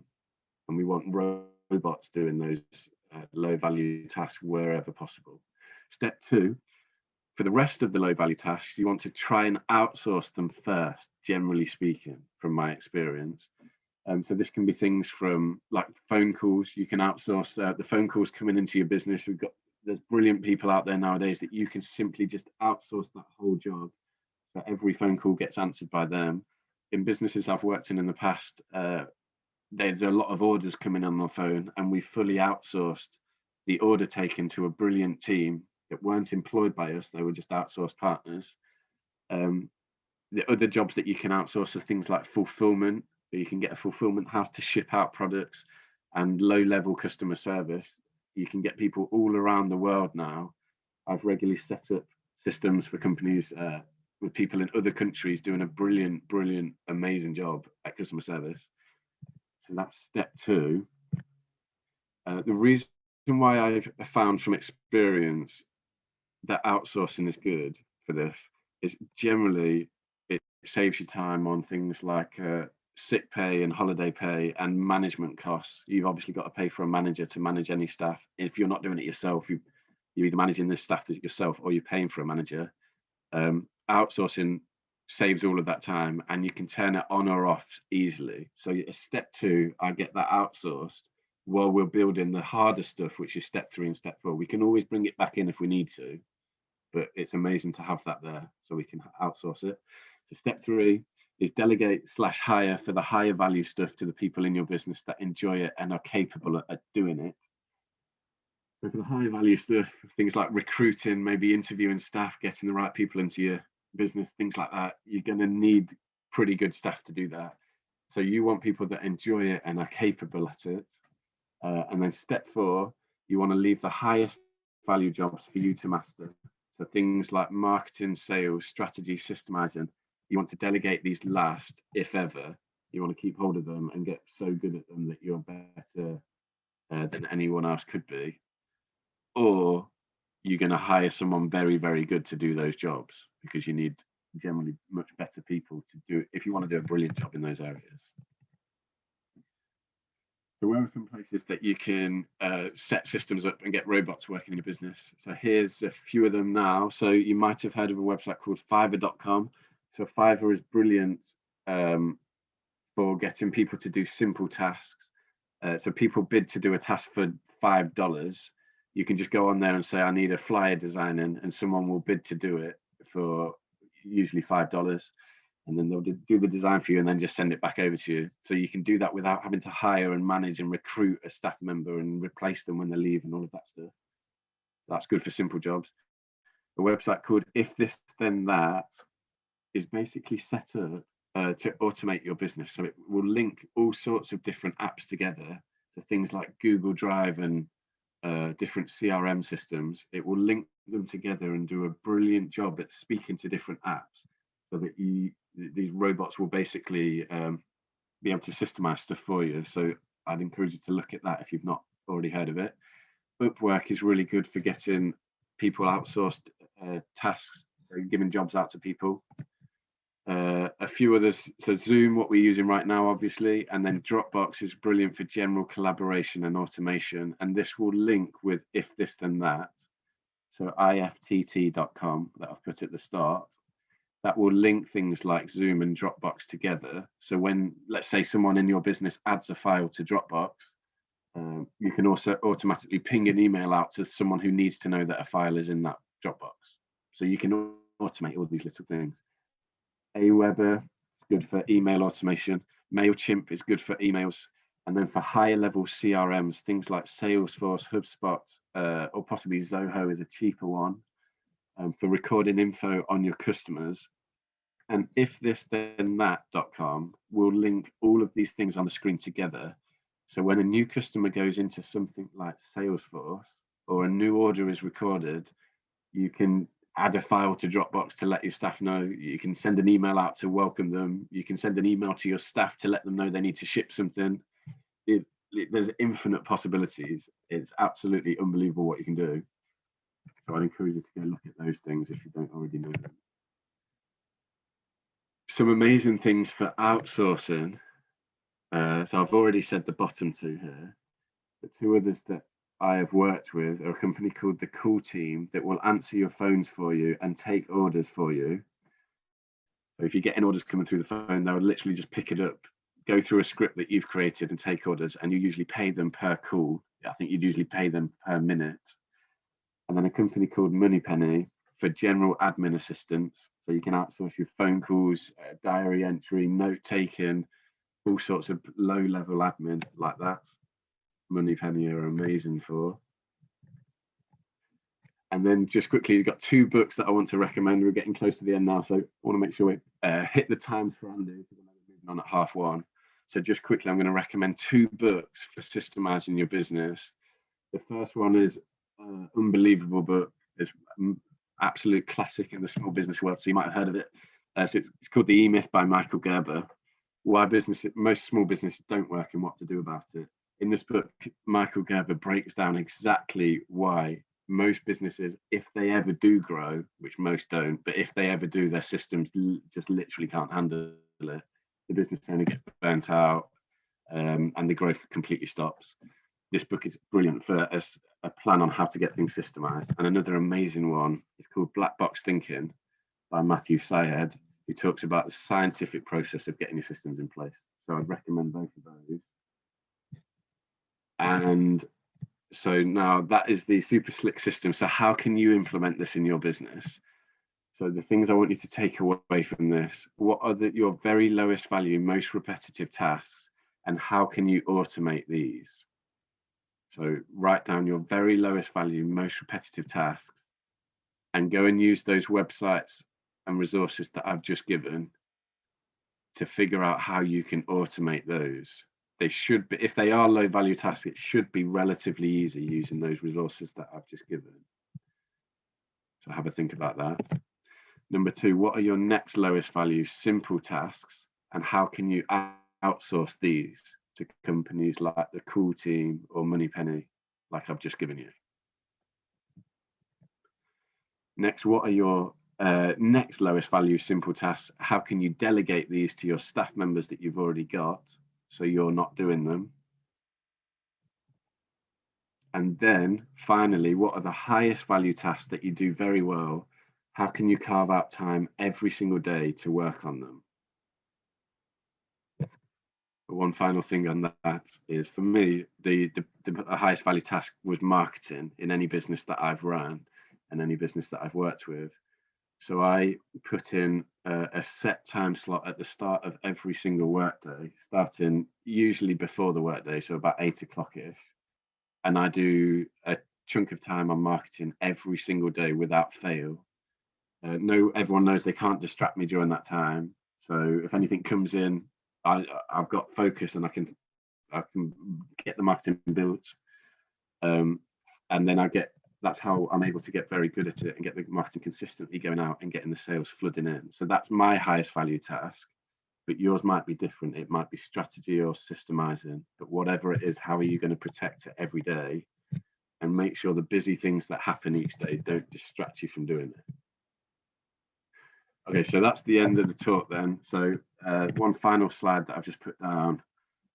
If you need help with implementing this is me and my sister Jenny, who I ran Magical Maths with. So we've joined forces now, but I'm more marketing and Jenny is unbelievable with systems. So we've joined forces and we're helping companies to get unbelievable marketing and systems in place with their business. So if any of that is complicated or you're not sure what to do, then feel free to contact us and we'll help you with your marketing, and we can build the things that I've just talked through and get them implemented in your business. So all you have to do if you want to chat further about it and just get a bit more information is just email I'm interested to colin@magicalmathsclub.com. So just put I'm interested in the subject line to colin@magicalmathsclub.com. And then if you just type ICAP in the subject line or the main body, you'll get 10% off the usual rates as well, just as a thank you for being an awesome audience. So if you need help with creating the marketing or building the systems, that's how you go about it. But that's the end for me now. So I'll pass back over to Andy if you're there. Yeah, amazing. Thank you, Colin. That's really good. If I get you to stop screen sharing, what we'll do as well is we'll send out the recording of this video, guys. So those of you that are watching live, obviously you've seen it, but we'll send out a recording and we'll put Colin's details on there as well to contact him as well with the email address, that sort of stuff. Or actually, Colin, if you jump on the chat function now, maybe just pop your email address again in there just so people have got it. Yeah. Guys, we've got about 2 minutes for questions. I think there's one question that came in actually real quick earlier on. Let me have a look at what it was. Yeah, Nikki said, interested to find out what Magical Maths wrote to attract attention at an exhibition. So what was your killer headline, Colin, from memory?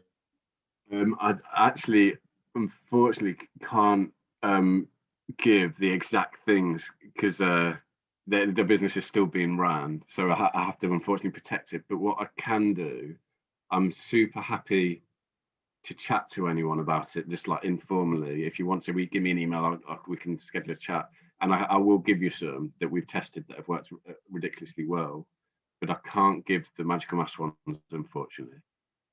Sorry about that. Very secretive, Colin. All right, thank you very much, guys. We've run out of time today, guys. Thank you so much for joining us today. Colin was our last talk of the kind of general session today. There's a day 2 tomorrow. I'll send out an email. There's a different link for tomorrow's session, guys. Tomorrow's talk, so please look out for that link in your inbox. If you're an ICAP member, you would have received an email this morning, or you would have registered and received a link for the talk that's going to happen in about 3 minutes, which is about email marketing and nurturing your audience. If you're an ICAP member, do jump across to that one now. It's not this one, but end this chat real soon. And then I'll see you there if you can join us for that one. But guys, thank you so much for joining us today. Colin, thanks again for your time. And I'll see all of you definitely tomorrow if you can make it. All right, thank you guys. Have a lovely rest of your day.